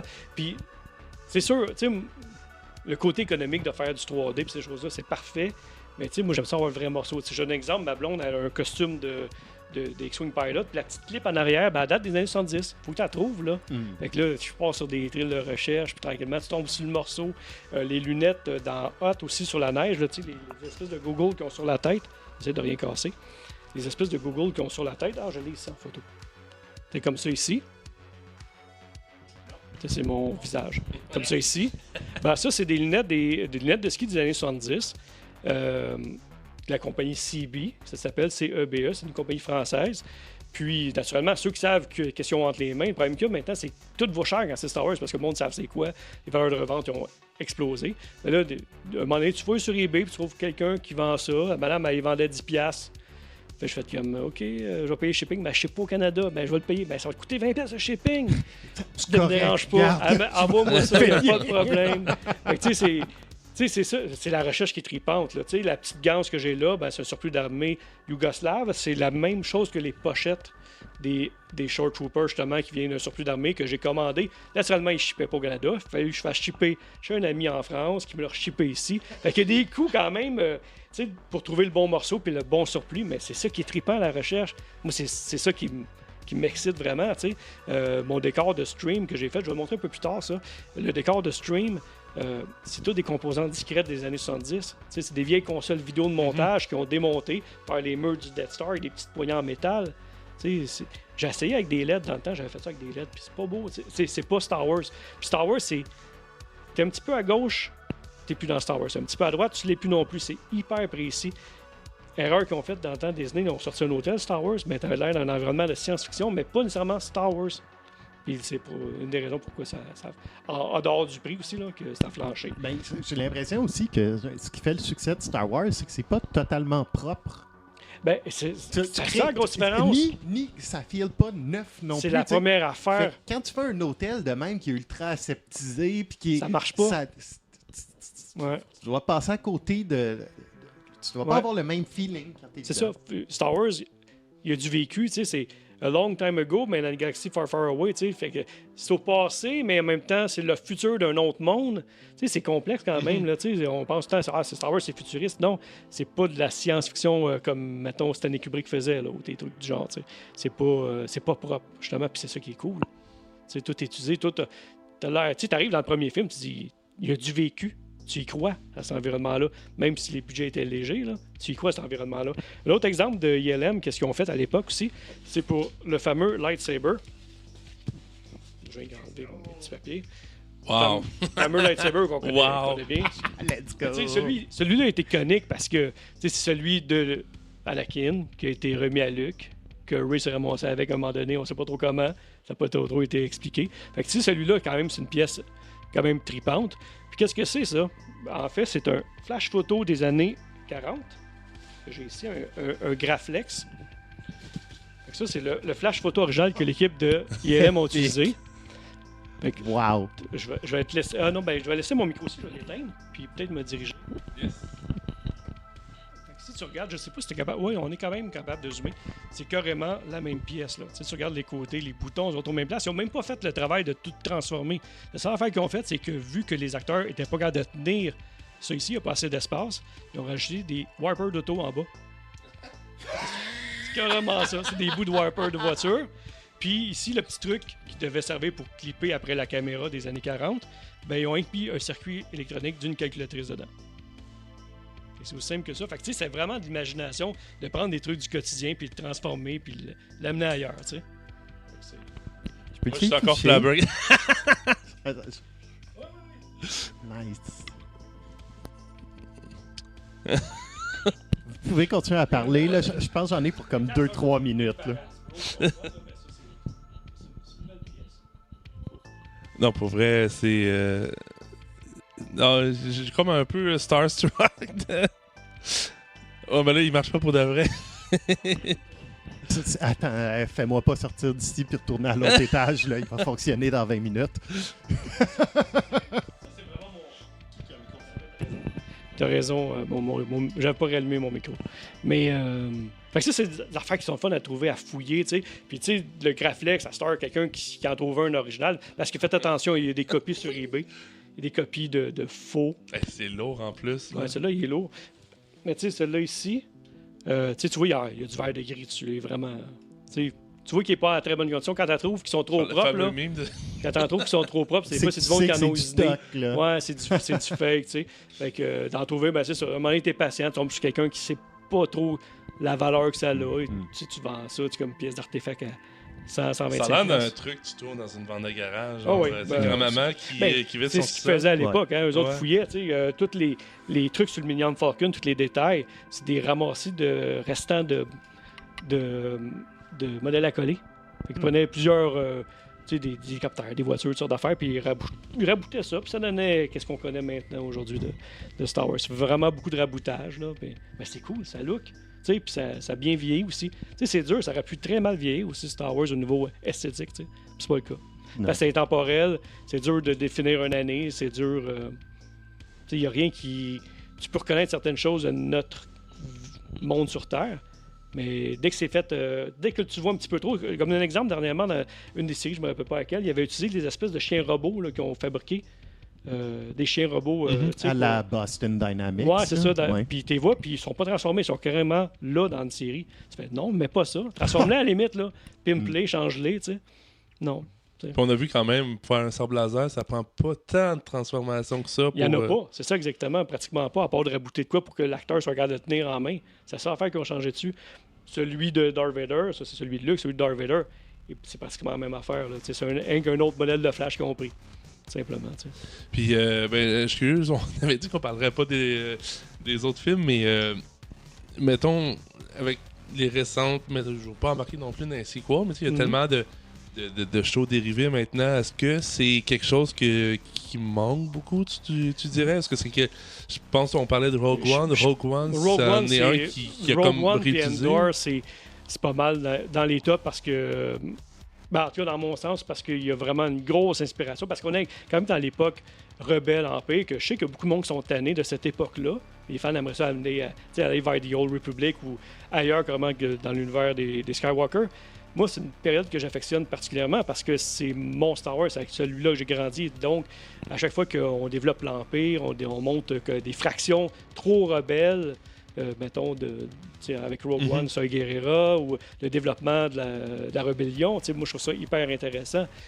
Je trouve qu'au niveau des props, au niveau des détails, ils ont vraiment conservé la méthode de l'époque. On revoit, mettons, le U-Wing, le vaisseau en U de Rogue One, ça ressemble quand même à un X-Wing, à un B-Wing, ces choses-là. Le problème que j'ai peut-être avec les dernières positions, surtout les séries télé, c'est que c'est plus axé sur quelle surprise qu'on va amener aux spectateurs cette semaine, quel personnage qu'on va faire revenir, quel accessoire qu'on va te mettre dans la face. Regarde, c'est dans Empire Strike Back cette affaire-là, puis te le mettre, là, il te zoome quasiment. Ça, c'était le rasoir de Han Solo quand il était jeune. Il rasait le dessous de bras de Chewbacca avec. Hey. Exactement. Je pense qu'on peut faire 3 épisodes de Clone Wars avec ça. Minimum. C'est ça. 3 saisons. C'est qu'il y a beaucoup de choses qui tournent autour de l'univers maintenant de Filoni parce que il y a la génération qui est là présentement, qui va consommer. Parce que présentement, là, les gars de mon âge commencent à vendre leur collection. Parce qu'ils s'en vont en condo, ils s'en vont en plus petit. Les enfants ont grandi, ont moins de besoin d'espace. Fait qu'il y a beaucoup de monde qui s'en vont dans plus petit, fait qu'ils vendent leur collection. Fait qu'on n'est plus la clientèle cible. Là, c'est la génération de tous autres, les Y, ceux qui ont grandi avec la prélogie. C'est pas pour rien que dans Mando, ils ont ramené le vaisseau de le Naboo, le N1, le Naboo Fighter, qu'ils ramènent plein d'éléments, les clones de plus en plus, des extraits de l'Ordre 66, parce qu'ils vont racheter, ils veulent ramener cette clientèle-là pour aller consommer davantage de produits dérivés. Fait que, à l'époque, ça se faisait de façon un peu naturelle. Là, je sens que c'est vraiment enfoncé dans la gorge en nous mettant beaucoup de trucs. Puis, Clone Wars, ça a vraiment bien fonctionné. Rebels aussi. Mais il y a des trucs qui font très, très enfantin qui... Je vais utiliser le terme, abrutir un peu parce que c'est vraiment des scénarios, des fois, à la patte patrouille. Ouais. Toutes les Baby Jedi, là, il y a une nouvelle série d'introduction pour les 3 à 6 ans. Ouais. Ça, c'est... J'ai essayé par principe parce que c'est Star Wars, je veux le consommer, mais moi, j'ai pas été capable. Moi, j'ai arrêté à un moment donné, je me suis dit que, OK, ça, c'est pas pour moi, je suis pas clientèle cible. Tu sais, moi, Mandalorian, qui était hyper populaire, qui, oui, ça look, c'est le fun. J'ai l'impression d'écouter une série des années 90 que des stand-alone adventures, un petit peu comme le Vagabond, tu sais, que on va sauver le petit village, puis la semaine prochaine, sur notre aventure. Pour moi, j'ai besoin de, tu sais, surtout à l'époque de Netflix, on regarde des séries, mettons, comme Fallout ou même Das Signal, qui est sorti une série dernièrement allemande. C'est 4 épisodes, c'est super bon, c'est comme 4 films quasiment mis ensemble. C'est le budget pour les 4 épisodes, la moitié d'un épisode de Mandalorian. Tu sais, tu fais comme, où c'est que va votre cash, les gars, là? Des fois, ça look cheap, là, tu sais. Ah, puis ben, le look cheap de. Ben, moi, c'est Obi-Wan, là, la série. C'est une catastrophe. C'est une catastrophe parce que. Ils l'ont échappé. Ils l'ont échappé de solide. Tu sais, au niveau, la petite fille est bonne, tout ça, mais tu sais, cachée dans le manteau, puis plein de trucs du genre. Le CGI qui était pas au point, c'est de valeur parce que c'est une compagnie d'ici qui le fait en plus. Tu sais, tu fais comme, ah, d'habitude, vous êtes meilleur que ça, mais ils sont restreints dans les délais de temps. Fait que là, il faut qu'ils barguent un petit peu. Puis des fois, ils vont même corriger une fois que l'épisode est sorti. 2-3 mois plus tard, tu recutes le même épisode, puis ils ont amélioré un petit peu le CGI. Là, ils ont un peu plus de temps pour raffiner certains trucs. Puis maudite merde, après tout ce que Obi-Wan il a fait pour Leia, dans l'épisode 4, elle aurait pas pu y envoyer un message un petit peu plus friendly. Ouais, c'est ça. Moi, Je comprends juste pour ce que ça, tu c'est comme, on n'avait pas besoin d'aller là. J'adore les deux acteurs, je trouve ça le fun qu'ils sont venus ensemble, mais il y avait tellement. Tu sais, le problème qu'il y a aussi, c'est qu'il n'y a pas de vision de recul, dans le sens que si tu regardes, ils vont utiliser plusieurs producteurs, plusieurs personnes, des directeurs peut-être pour chacune des émissions. Mhm. Mais tu sais, comme dans le troisième épisode, Vader dit certaines choses. 3 épisodes plus tard, il dit un peu le contraire. Regarde ce que ça fait de moi, mais finalement, ben, je suis plus moi, je suis plus lui depuis quelque temps. OK, mais pourquoi tu as dit ça 2 épisodes avant? Tu sais, on dirait que tu fais comme, voyons, avez-vous improvisé un scénario, les gars? Tu sais? C'est pas qu'ils ont improvisé nécessairement un scénario, mais ils ont tous pris des libertés sur des scénarios qui leur ont été donnés, puis ensuite, ils travaillent tous leurs épisodes en silo. Ouais, c'est ça. Fait qu'ils sont baisés. Ils arrivent tous à la ligne d'arrivée en même temps, puis ils ont dit des affaires différentes. C'est ça, exactement. Non, ça vient à un moment donné, ben c'est ça. Mais à travers ça, tu sais, je vais m'accrocher sur des pépites comme Endor, que tu sais, le monde a fait la joke, hey, Endor m'endort. Mais c'est normal, tu regardes des trucs faciles dernièrement, tu sais, que ce soit on parlait tantôt de tous les remakes, tous les reboots, les multiverses à Star, on te ramène des séries des personnages des années 90, c'est bien plus facile, c'est rassurant pour les investisseurs, les actionnaires, tu sais, on est dans une espèce de zone de confort. Le spectateur n'est pas mélangé. Il regarde la même affaire qu'il regardait il y a 20 ans, mais avec des nouveaux personnages. Ouais, X-Men 97, mais. Ouais. J'avais quand même hâte que ça revienne. Il faut que j'avoue. X-Men 97, j'aime bien. Mais bon, restons dans... on a déjà une Ouais. grosse franchise. Exact. Yes. Puis, ben ça, je sais que tu t'as parlé de Rogue One aussi. Je sais pas si tu l'avais montré tantôt. Parce que je me souviens j'imagine que tu l'as amené. Tu as des photos de costumes inspirés de Rogue One. Ouais, regarde, si on va à l'écran, je vais faire une tournée des costumes qu'on a fait. Ben, quelques shoots que j'aime bien. Ça, c'est ma conjointe, là, Kim. Et là, c'est Cura. C'est un des rares costumes de la prélogie que j'ai fait parce qu'il est cool. Ben, c'est surtout elle, là. Elle aime ça faire du body painting. Ça, c'est nos Mandaloriens de Clone Wars aussi. Après ça, on avait X-Wing. Tu sais, vois-tu, c'est ça. Tu sais, tu vas voir, je te donne un exemple, mon chest box est en ABS et tuyau, c'est tu sais, mes pièces sont usinées, sont en métal, les clips. C'est des clips originaux des années 70, des clips de parachute. Tu sais, on va essayer de trouver vraiment les vrais morceaux pour chacun des costumes. Ça, c'est encore Kim en officier. Qu'est-ce qu'on a ici? Ouais, ça, c'est un Mandalorian que j'ai fait, mais je l'ai revendu, celui-là. Mais c'est le trip de faire un jetpack qui faisait de la vraie fumée. J'avais installé des machines à fumer dans le jetpack. Ok. Fait que c'était cool. C'était cool en convention, tu sais. Ça, j'ai été inspiré un peu du film Mad Max. C'est ça aussi, c'est dans Rogue One, ici. Qu'est-ce que j'avais d'autre? Je pense que... Ouais, c'est ça, on arrive ici à Rogue One encore une fois. Puis ici, on sort de ça. Je vais aller voir dans un autre album photo. Pendant que... Ouais. Tantôt, je l'avais. Ah, ouais, tiens, attends. Ouais. Oh, et on a même un invité spécial pour la prochaine minute. Ouais, c'est parfait. Yes. Tu sais, on le voit Do ici. something. Ça, c'est une réplique du Millennium Falcon que j'ai faite durant la pandémie, justement. Tu sais, je faisais ça en stream. Mhm. Je jasais avec le monde, puis en même temps, je peinturais. Puis là, naturellement, je peinturais mal parce que je jasais avec le stream à la place. Mais tu vois toutes les petites pièces là, sur le Millennium, là, tu sais, les petits détails qu'on voit, là, ben, c'est ça. C'est des trucs de modèle à coller à l'époque, là, tu sais, qui avaient rabouté par-dessus pour donner l'impression d'usure. Après ça, ouais, ça, c'est des prises. Chez nous, j'ai transformé dans mon studio, mon setup de stream, toutes les prises électriques, ben, j'ai donné une touche Star Wars comme ça ici. Et on continue. Ouais, ça, c'est un autre casque. Mais vois-tu, c'est ça. Tu sais, je vais créer de l'usure, justement, et donner un petit peu de vécu parce que c'est souvent trop propre. Tu sais, le monde va acheter des casques Hasbro, ils vont faire des costumes avec ça. Tu sais, il est beau le casque Hasbro comme display, mais use-le un peu, tu sais. T'as pas l'air d'un vrai soldat. T'as l'air d'un soldat, de quelqu'un qui se déguise en soldat. Là. C'est un petit peu trop propre. Ça, vois-tu, ma caméra de surveillance dans ma pièce en bas, j'ai donné une touche Star Wars aussi. et scène. Ouais. Ça, vois-tu, encore là, c'est des pièces usinées. Même dans la série. C'est quoi la série? Je pouvais pas manquer l'occasion. Non, mais tu sais, je vais prendre des pièces en métal qui sont usées plutôt que prendre soit des prints que je vais sabler qui donnent un look plus plastique. T'sais. Fait que là, t'es en train de me dire que si tu me snappais avec ton gaffy stick, je me mangerais comme 12 livres de métal par la tête. Il est rough. Sérieusement, là, je comprends pourquoi que Luc il s'énerve un peu quand il voit ça arriver. Ouais. Ça, c'est un des dioramas que je m'amuse à faire. Là. On est encore dans le crafting. Ouais, dans Book of Boba Fett, mais t'en as aussi dans Mandalorian des Sand People, des Tusken Raiders. Mais tu regardes, là, vraiment, les yeux sont séparés, puis tu vois vraiment que c'est des pièces en plastique qu'ils ont pris. Tu sais, des pièces 3D print, là. C'est pas en métal. Bon, puis ça, c'est ILM. Oui, ça, c'était quoi? OK, c'est à ILM. Ça, c'est ILM, exactement. Wow. C'est la maison de Jeff.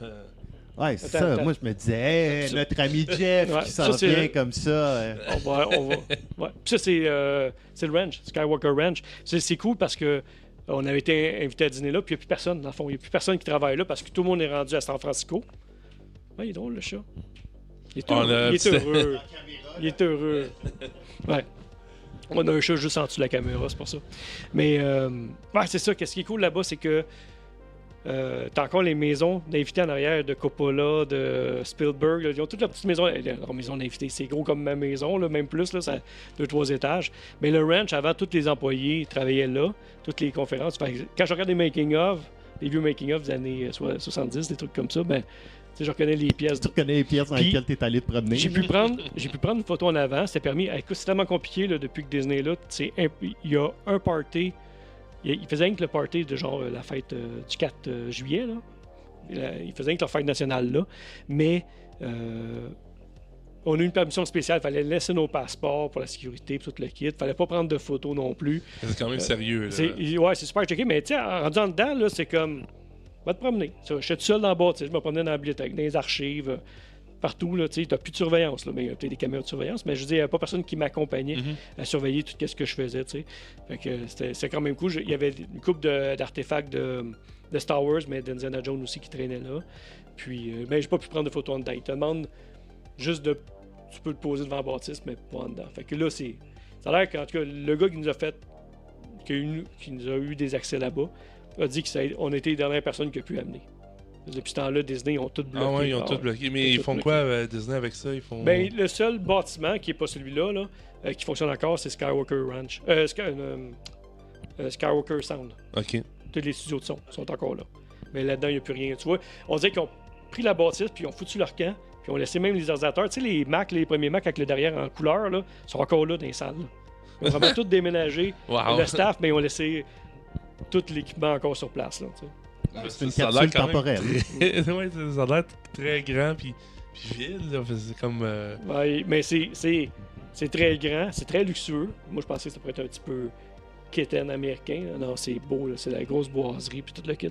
Mais il n'y a rien. Il n'y a plus rien là-dedans. À part, ah non, c'est vrai, il y a des archives, une grosse bibliothèque avec un escalier à colimaçon, avec plein de livres. Parce qu'il n'y avait pas Internet dans le temps. Fait que quand il y a besoin de trouver de quoi sur la Deuxième Guerre mondiale, il allait fouiller là-dedans. T'sais. Fait que tu as une espèce de grosse bibliothèque, puis il y a une madame qui était dedans.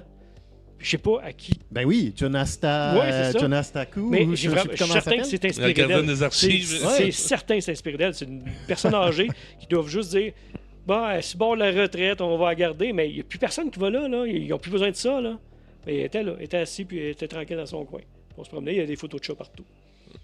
Hey, peux-tu croire qu'elle est disparue quand Disney ont Order 66 la place? Hey, c'est pas fin, ça. C'est ça, c'était ma portion brag de costume et de gugus. Très cool. Ouais, c'était cool. C'est des beaux souvenirs. Mais j'ai une envie de rebricoler un petit peu. J'ai envie de faire du décor un petit peu. Là. J'ai pas mis de photos, mais j'ai mon studio de stream que, comme je disais, avec des vieilles consoles, des vieux éclairages, des composants discrets des années 70. Là.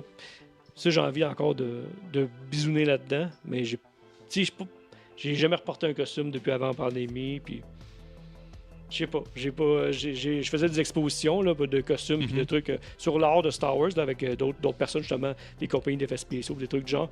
Puis, j'ai même pas débarqué mes costumes des mannequins. Là, je les ai comme transportés dans le cube, ils les ont redescendus dans le sol, puis ils n'ont pas bougé. Peut-être un jour. Au pire, hein, envoie ton CV. Ouais, c'est ça. Juste pour voir ce qui va Ils ont arriver, des équipes, je suis pas inquiète, ils ont des bonnes équipes. Oui, mais pour avoir toi, c'est Ouais. pas mal non plus. Non, ça Ouais, peut ça, être ça, ça. plus. Ça, je dis rien. Là. Moi, Ouais. je check ton lightsaber, fait avec des... En tout cas, Puis, ben, ça, tu disais tantôt là, que t'as quand même eu beaucoup de contacts à travers les équipes Ben, de props. Puis, À cause des réseaux sociaux, naturellement. Mhm. Tu sais. Puis je faisais beaucoup d'événements, les Star Wars Celebration qu'on appelait, qui étaient un petit peu plus. Là, maintenant, c'est une grosse machine avec Disney. Tu sais, à l'époque, c'était. Tu sais, il y avait plus de staff, tu sais, des acteurs qui allaient, puis là, tu pouvais jaser avec eux autres au bar le soir, puis des trucs comme ça. Fait hey, lui, c'est lui qui a fabriqué tel droïde. Ah ouais, puis tu choses avec. Rajoute sur Facebook, puis là, finalement, tu as besoin de quoi? Hey, quelle pièce t'as pris pour telle affaire? Ah, moi, je sais pas, mais c'est un autre gars, puis là, il t'envoie vers lui. Mais c'est. Depuis Disney, c'est rendu tellement hermétique, là. Probablement, il y a beaucoup de choses qui sont faites à l'extérieur. ILM, là-bas, de ce que je comprends, c'est comme les têtes dirigeantes qui sont là, mais c'est fait par des studios un petit peu partout dans le monde maintenant, les effets spéciaux, là. Tu sais, ils ont des tranches de bouts de série à faire, puis tel effet spécialisé, mais il y a de moins en moins de monde qui sont là-bas physiquement pour créer du contenu, là. C'est vraiment, ils font ça à l'externe. De toute façon, ils ont trop de production, là, avec Marvel et ces choses-là, il y en a beaucoup trop pour faire tout ça à l'interne. Mais... tu sais, même ILM ont déménagé dernièrement. Les studios qui étaient à l'époque, ils ont bougé. Tu sais. C'est, comme je dis, plus hermétique. Puis le monde, je sais pas si c'est un ordre qu'ils ont là-bas, ils vont pas s'afficher ces réseaux sociaux. Tu sais, avant, tu voyais que le gars a mis 3-4 photos de production. Là, tu vois sur son profil à Star, là, tout est caché. Là, à moins d'être ami avec lui, là, tu vois ses photos plus personnelles. Mais ses photos publiques ou n'importe quoi de public, c'est pas là, tu sais. Ils ont dû tellement se faire achaler par les fans aussi, comme en année des années, tu sais. Même la personne que je me suis mis en contact pour aller visiter les lieux, c'est vraiment... tu sais, j'ai même demandé à aller visiter les lieux. C'est... À chaque fois qu'il sortait un nouveau film, quelque chose, j'ai hey, good job, un petit thumbs up, mais j'achalais pas. À un moment donné, il m'a contacté, il m'a dit hey, qu'est-ce que tu penses de Last Jedi? Puis il dit tu peux être franc parce que nous autres ici, on est mitigés au niveau de l'histoire, tu sais, on aime ça, on n'aime pas ça. Ça fait bien des discussions dans le staff, puis moi je l'avais vu en avant-première média, tu sais. Fait qu'il dit j'aimerais savoir ton avis, tu sais. C'est la première fois qu'il lui me contactait pour avoir un feedback.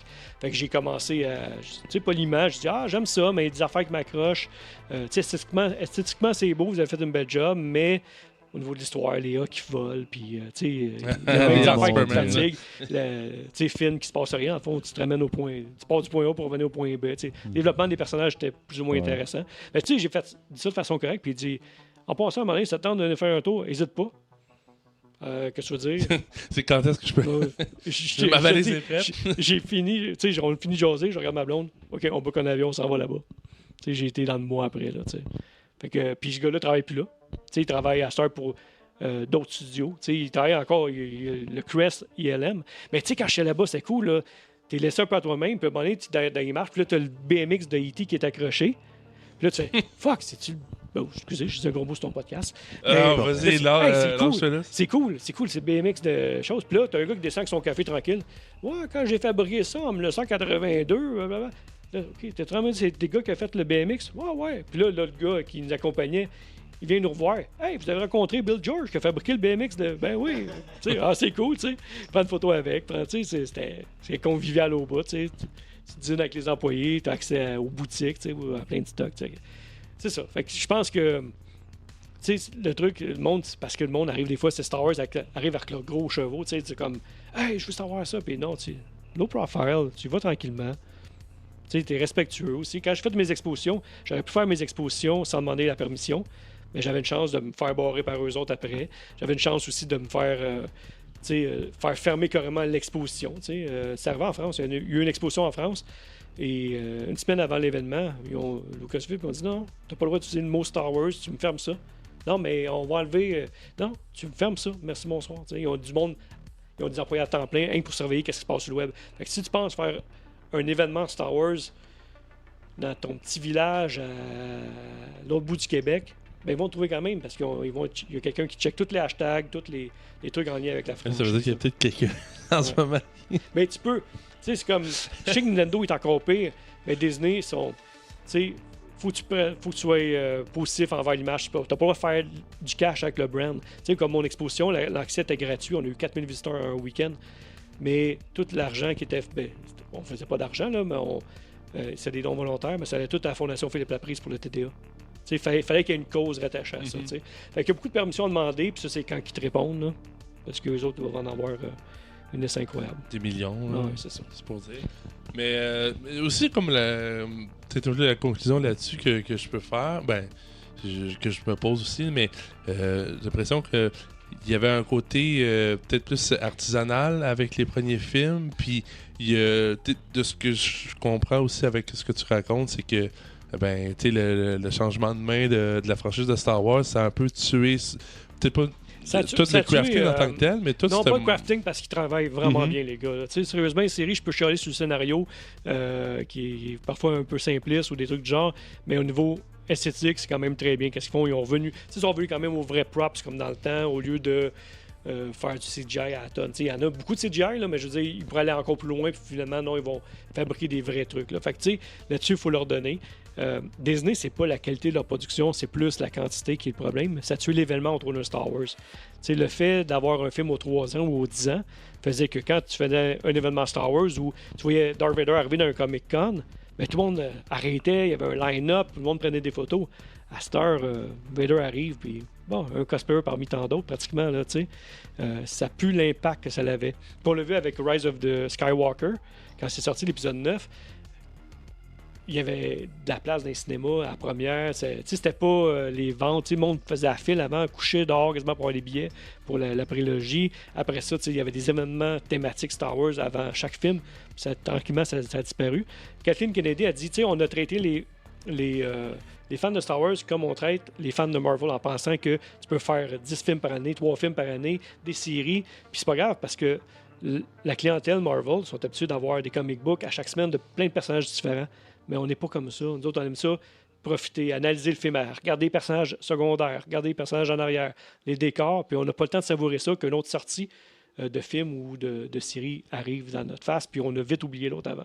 Fait que l'événement autour de Star Wars a pas mal disparu. Je pense que c'est le plus gros reproche que je peux faire d'avoir brûlé un peu la franchise à Disney, tu sais.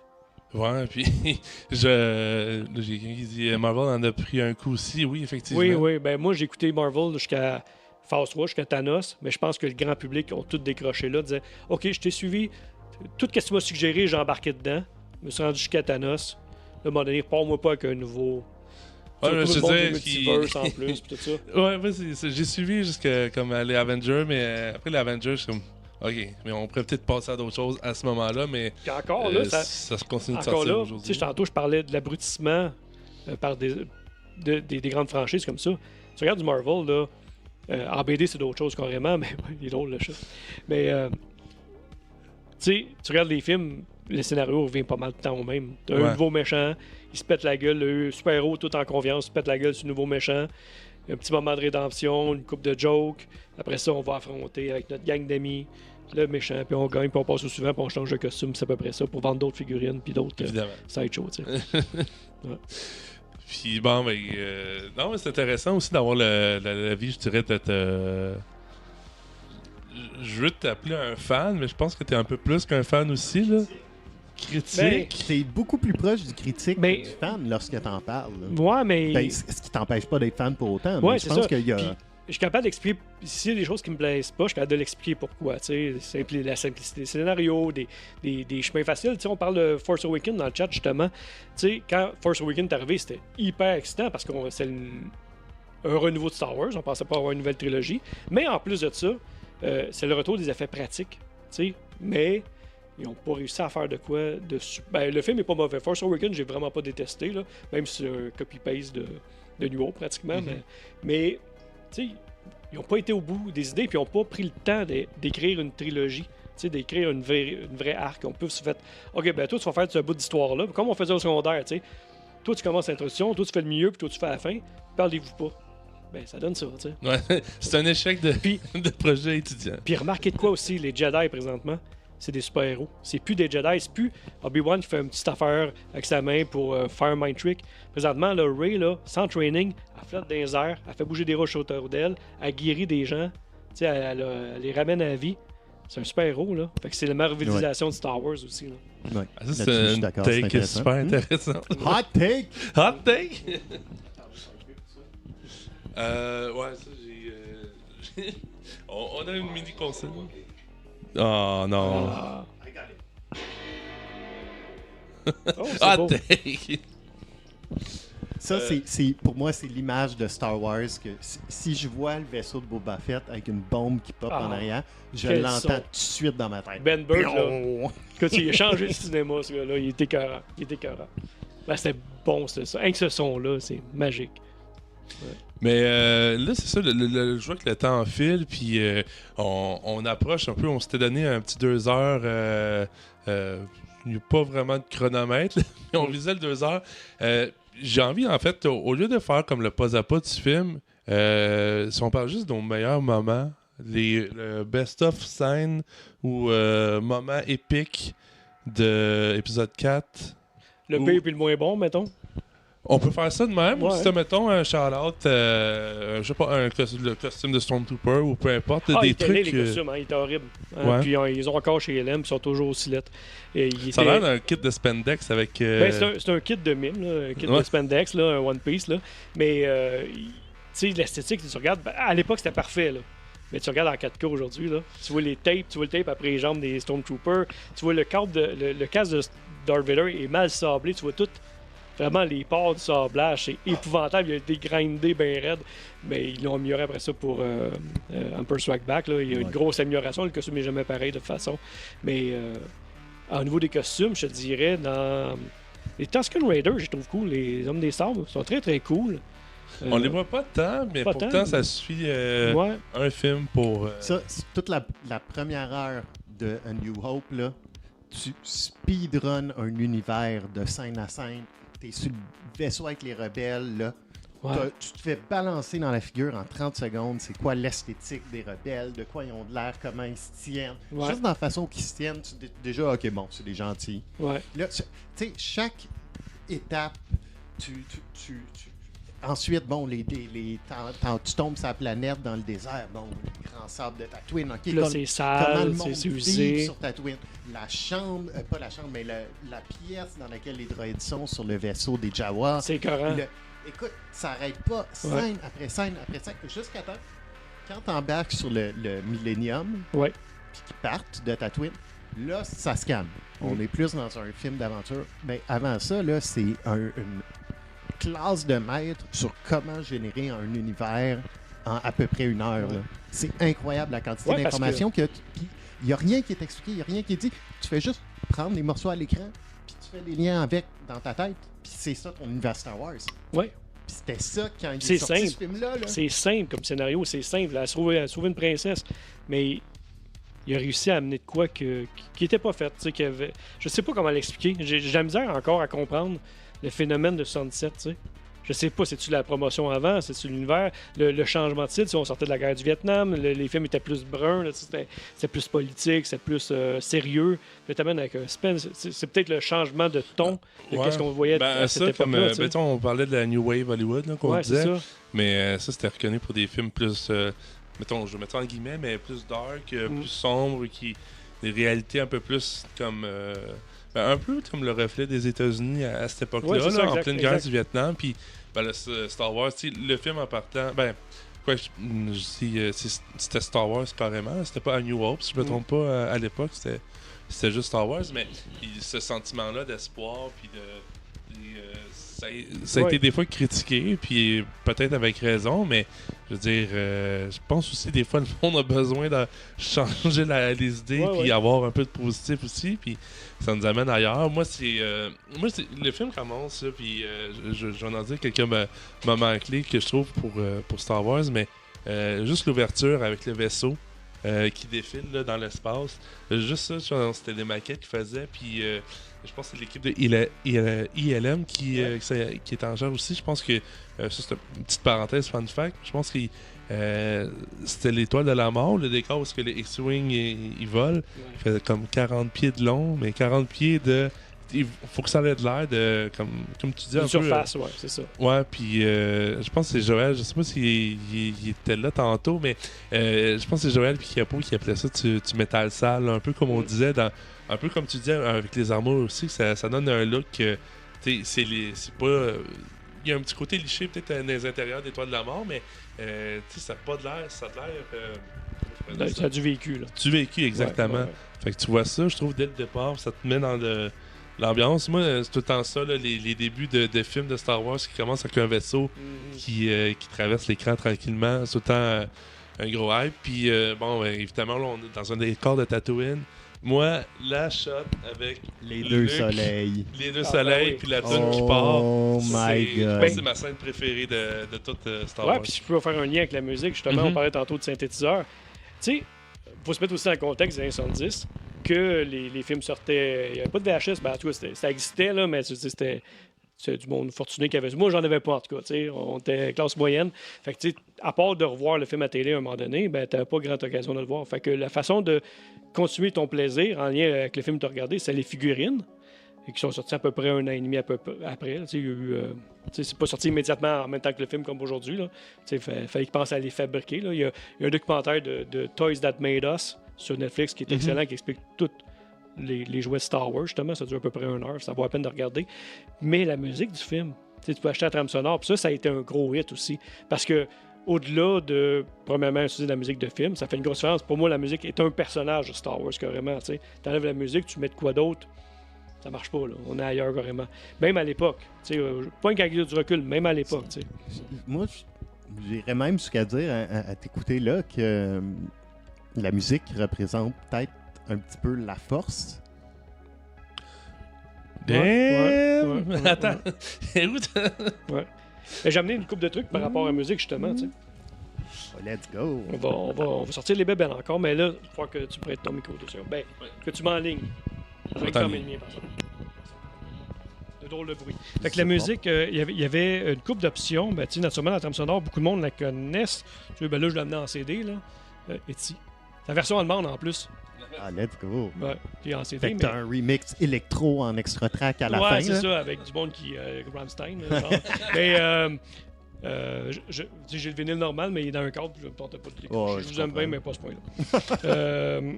Mais c'est ça, qu'est-ce qu'on sortait après ça? C'est la version... Attends, check bien ça, OK? T'as la version disco qui était un gros hit par Meko. Ça, là, ça a été un super de gros hit. Ça, c'est la version 45 tours, là. Mais regardez, c'est licite en plus. Attends, il n'y aura pas de le fait. Regarde, il est en train de... Il y a du fun, le monsieur qui danse, en tout cas. Ça, c'est la version japonaise du hit. Sérieusement, ça a fait une différence sur l'achat du soundtrack, la version disco. Il essaie de répéter la même hype avec Empire Strike Back puis Return, puis ça n'a jamais marché. On a eu un disque de Noël de Star Wars, un 47 tours. C'est juste Chewbacca qui chante des classiques de Noël. Qui chante une de Noël. Et on a R2D2 aussi qui en fait une. Et quoi le pire, c'est que l'album a été... c'est les voix originales du cast, là, R2D2, C3PO qui souhaitent ces affaires-là. Mais le poster de cet album-là, c'est John Bon Jovi. Il n'était pas connu. Il n'était pas connu à cette époque-là. C'est ça qui est drôle. Je pense que ça méritait ça. Oui. Après ça, il y avait tu sais, la fée clochette, là. Il fallait tourner le disque de bord. Je sais pas si vous avez connu ça, vous autres, dans votre temps. Ça devait être rendu des cassettes ou des CD. Oui, c'était des cassettes, nous autres. Ça, c'était des 45 tours. Fait que là, tu avais l'histoire. Fait que tu pouvais écouter l'histoire de Star Wars avec le petit livre, puis suivre l'histoire de Star Wars. Puis tu avais la version un peu plus adulte, qui était vraiment un peu plus longue avec tous les acteurs. Tu avais des extraits du film. Ça, c'est sa version japonaise de cet album-là. Tu avais une espèce de grande histoire de Star Wars. Et j'ai amené aussi la version, encore Seal ici, avec Picture Disc, qui était rare à l'époque. Dans les années 70, il n'y avait pas grand Picture Disc. Encore Seal. Damn. Fait que c'est cool, hein? Fait que ça, c'est une façon d'étirer ton plaisir en lien avec Star Wars. Fait que je voulais faire un pont avec... c'était la seule affaire que tu avais accès à. Exactement. J'ai un Super 8. Tu sais, c'est un extrait de Star Wars. Ça dure un Super 8, ça dure quoi? 3 minutes à peu près, là. Fait que t'as un petit bout de Star Wars là, avec pas grand-chose. Là. Mais ça, je veux faire comme un peu de surf sur ce que tu disais à propos des jouets. Je pensais à ça quand t'en parlais. Tu sais, moi, je suis né en 89. Fait que dans mon enfance, tu sais, je parlais tantôt les prequels, mais avant ça, il y avait Batman. Ah, ben oui. Puis, tu sais, j'ai eu des figurines de Michael Keaton en Batman, mais un peu comme tu disais, c'est que quand j'étais petit, tu jouais avec mes figurines, puis j'inventais mes propres aventures de Batman. Ouais. Je sais pas, peut-être quelque chose qui se perd aujourd'hui. Oui, ça se perd, je te garantis. Avec toutes les séries. Mais, nous autres, moi, j'utilisais déjà mon imaginaire dans le temps, mais j'imagine pas quelqu'un qui avait même pas de cassette. Il y a plusieurs choses qui rentrent en ligne de compte parce que j'ai un ami, Steve Rouleau, qui a la boutique Star Wars au Québec là, de jouets. Sans voir un plugger, c'est vraiment le top. Là, parce qu'il est spécialisé Star Wars. Un fan qui vend du stock de Star Wars. Puis il me disait que, oui, souvent, en très bas âge, les enfants, ils veulent avoir un Darth Vader, un jouet pour faire comme le parent, mais à la minute qu'ils rencontrent des amis à l'école, c'est terminé. Nous autres, à l'époque, on jouait quand même avec nos amis, là, avec nos figurines de Star Wars, pas rendu au secondaire, mais au moins toute la primaire. Mais il y avait, à Star avec les tablettes, c'est beaucoup plus stimulant de regarder des vidéos sur YouTube ou des trucs du genre, ou de jouer à des jeux sur des tablettes ou des jeux vidéo que jouer avec des petites figurines dans le champ, en arrière de chez vous. Ça fait une grosse différence, mais aussi, au-delà de ça, le prix. Le prix des figurines, c'est rendu un marché de collectionneurs. Fait que même une petite figurine avant 3 pouces 3 quarts qui se vendait 6$ chez Wilco, à Star, ça va être 18, 23, c'est rendu 23$ une figurine. Fait que comment tu peux te monter assez de figurines pour faire des personnages puis jouer avec tes amis quand t'es rendu à 100$ de budget pour moi, 4 figurines? J'ai acheté juste une Tortue Ninja en bonhomme là, pour un petit jouet pour mon gars, puis je pense que ça m'a coûté comme une trentaine de piastres, puis je l'ai pas regretté après, mais je suis comme... Quand même, là, me semble. C'est vraiment plus cher, ça a vraiment monté au niveau des prix. Puis, oui, c'est ça, on parlait de les jouets, puis comment... Est-ce que tu jouais avec les jouets? Écoute, les jouets de Star Wars, c'était incroyable, là. Ouais. Puis j'en avais beaucoup, j'en ai encore beaucoup, là. Puis aujourd'hui, j'ai un neveu et une nièce qui ont comme 6 et 8 ans, là. Les deux, ça a été comme une révélation la première fois qu'ils ont ouvert les caisses, puis qu'ils ont trouvé le Millennium Falcon, puis les X-Wing, puis le TIE Fighter avec les ailes qui explosent, qui revolent. OK, t'avais du vintage, là. Écoute, moi, oui. Shit, c'est bon. Moi, j'étais jaloux de mes amis qui avaient des AT&T. Puis... Ouais. Moi, j'avais le Falcon, mais j'avais pas le AT&T. C'est mon cousin qui l'avait, tu sais. Lui avait le Jabba the Hutt. Tu sais, c'était... Ben, c'est ça. Tu sais, à un moment donné, on se complémentait entre amis. On amenait nos affaires, tu sais. Il n'y avait pas intérêt à ce que les deux, on ait la même figurine. Là. Non, c'est ça. Tu sais, on peut faire bien plus d'histoire avec un Chewbacca puis un Han Solo qu'avec deux Han Solo. C'est ça. Moi, je vois quelqu'un dans le chat à qui moins dit... que tu sois Disney. Moi, c'était les Lego Star Wars. C'est vrai que c'est populaire, même aujourd'hui. Ouais, moi-même, j'ai acheté les X-Wing avec Luke. Puis, c'est un petit plaisir coupable là, je l'ai assemblé, j'ai mis sur une tablette. Moi, je veux pas tomber dans le vortex de Lego, là, parce que sinon, ça c'est un pas autre aussi. univers. Je sais qu'il y a des groupes Facebook au Québec d'échange de Lego. Puis, parce que moi, on a une grosse communauté de tripeux de Lego Star Wars au Québec. Je vais les plugger même. C'est à quel point ils sont hot. Là. Moi, je les suis, je vais les regarder. Mais moi aussi, si je me mets à acheter des Lego, c'est la fin. Là. Ouais, c'est ça. J'ai rien gardé, pendant que tu checkes le nom du groupe. Là. J'ai pas gardé de jouets, mais tu sais que je suis rendu adolescent. Star Wars, c'était fini. Là. Après Return, là, on pensait que c'était mort.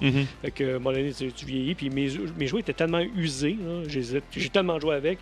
C'était pas des belles pièces que j'aurais pu mettre sur une tablette. Mais même aujourd'hui, le monde, ils vont m'appeler, ils vont dire tu collectionnes. Pas vraiment. J'ai amené une couple de trucs aujourd'hui, là, mais j'ai pas tant de stock que ça. Je suis vraiment. Ça, j'aime ça, je la jette, mais je suis pas complémentiste. Là. Souvent, les collectionneurs vont avoir toutes les Hasbro, toutes les sideshows, les statues, ces affaires-là. Mais je pense que les coupes, là, mais c'est pas. Capone qui vend sa bonne vieille chaise gonflable de Jar Jar Binks. Mais ouais, j'ai avoir vu une photo, c'était vraiment hot. Mais je sais même pas quoi penser de ce commentaire-là. Mais oui, c'est ça j'ai vu comme justement le groupe de Star Wars Québec qui est quelqu'un qui ramasse toutes les casques. Puis grand bonheur lui fasse.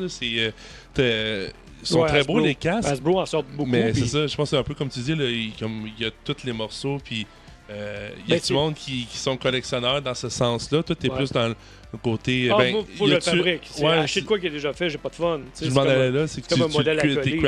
T'es crafter. Comme d'acheter un modèle à coller déjà monté. Non, tout le monde. Puis là, je vois ton casque avec comme l'éclair de David Bowie. Ça, c'est custom, là, parce que ça, c'est vraiment un petit look David. Je suis un triple de musique en plus. Là. J'ai mixé. C'est con, là, je faisais un événement qui s'appelait Juste pour ados. C'est une grosse Écoute, c'est au quartier des spectacles, il y a comme genre 10 000 personnes. Là. C'est bourré, c'est crowded bien raide. Puis j'étais en Stormtrooper la première année, puis je faisais une danse, en tout cas, une espèce de niaiserie là, qu'on faisait pour le fun avec Louis Morissette, un acteur. Mhm. Puis, tu sais, à part d'avoir un Stormtrooper blanc qui tout le monde le reconnaît, là, je me souviens qu'il rajouté une touche avec l'éclair de bouillie. Là, mais... Ben, ça, il look Bon, c'est pas vraiment. le fun, c'est ça. Ouais. Puis, yes, puis ben là, ça, on est en train de surfer sur ça encore. J'ai envie de voir. Gam, toi, y a-tu des moments, des scènes iconiques ou un truc spécialement du premier film qui te fait triper? Moi, écoute, il y a les deux lunes. Ouais. Ça va toujours me faire triper big time. Mm. Mais il y en a un autre qui est peut-être moins hot, qui est plus anodin, mais qu'à chaque fois, ça fait « wow ». C'est la shot dans la capsule de survie. Ouais. Quand R2-D2 puis C3PO sont dedans, puis que tu vois leur point de vue quand ils sont, tu sais, t'es comme derrière leurs épaules, et puis tu les vois en train de regarder le vaisseau qui s'éloigne au loin puis qui tourne. Moi, cette shot-là, elle me fait capoter. Ouais. Puis anecdote, cette scène-là, c'est la seule scène qui était montée par ILM le temps que Lucas tournait tout son film à Londres. C'est la seule shot qu'on réussit à faire, c'est la shot de la capsule. Fait que là, il était en maudit. Fait que c'est là qu'il a fait son espèce de crise de panique. On a dit, il n'y a rien de fait, puis le film faut qu'il sorte. Mais c'est vrai qu'il était correct. Mais c'est vraiment beau. C'est vrai, t'as raison, c'est vraiment une super scène. Même avec la musique, elle est belle. Dans l'épisode 4, qui sont très, très, très poétiques. Puis c'est peut-être quelque chose que, justement, bon, aujourd'hui, oui, dans le sci-fi moderne, on en trouve plus, mais on a tout le... Tu sais, on est dans la post-apothéose du cinéma d'auteur, là, en 2024 aussi, là. Fait que c'est le bagage qui vient avec, mais il y a quelques plans. Puis tu restes dans le sci-fi, ça n'a pas besoin de vouloir dire grand-chose, mais tu peux le regarder, le contempler, puis vraiment faire « wow ». Ouais. Ou sinon, la shot dans l'espace, lorsque tous les vaisseaux des rebelles, une des premières shots dans l'espace, quand ils commencent, juste avant qu'ils ouvrent les X-Wing. Ça a été fait dans les années 90, en 97, quand on a fait spéciale édition, parce que là, la scène, tu sais, vraiment, justement, ils ouvrent les ailes, c'est plus lent, tu vois bien les vaisseaux. Même, tu sais, je suis pas un fan, mettons, de la nouvelle version de Star Wars. Tu sais, ils ont fait spéciale édition, mais cette scène-là, elle passe encore super bien. Elle est vraiment cool. On parlait justement des versions originales versus... Spéciale édition. Ah ouais, puis écoute, t'en as des versions. Là, parce que nous autres, on l'a qui joue devant nous sur notre petite télé. Là, là ce qu'on écoute, c'est la version refaite sur le web par monsieur et madame tout le monde, les gros fans, la déspécialisée. Oui, déspécialisée. Ouais. Ça, c'est hot. Fait que c'est là-dessus que je me suis entendu finalement avec Simon que bon on va... Tu sais, si on en parle, on parle Oui, parce que ça a mal vieilli, naturellement, CGI, surtout quand elle est entrée sur Tatooine avec les personnages animés. À la limite, celui d'Empire Strikes Back, il passe bien parce qu'ils ont ouvert un peu le monde de Bespin. Tu vois, par des fenêtres, maintenant, au lieu que ce soit avec des couloirs blancs. Puis t'as le Wampa qui est mieux fait. Il n'y a pas grand changement dans Empire Strikes Back, puis ça fait la différence. Tu as une scène avec Boba Fett de plus, des trucs du genre, mais c'est plus en subtilité. Mais dans Return, avec Jedi Rock, c'était épouvantable. Dans New Hope, avec les vaisseaux sur Tatooine, c'était mauvais aussi. C'est pas tout excellent. Mettons, qu'est-ce qu'ils ont fait avec les... Ben, ils testaient leurs produits pour épisode 1, leur gear. Oui, c'était une preuve de concept. Ouais. Moi, dans New Hope, oui, je pense à la scène du soleil là, qui revient, des deux soleils qui revient souvent. Le couple de scènes. Tu sais, c'est plus des détails. Mettons, le son du Death Star. Tu sais, t'as un son ambiant. Dès que t'as une scène dans le Death Star, tu sais que t'es là parce que t'as une espèce de homme en arrière. Qui est là, tu fais comme, OK. Ça, on n'a pas parlé, là, mais... parce qu'on va parler des costumes en tant que tel, mais le crafting du son, des effets sonores, c'est...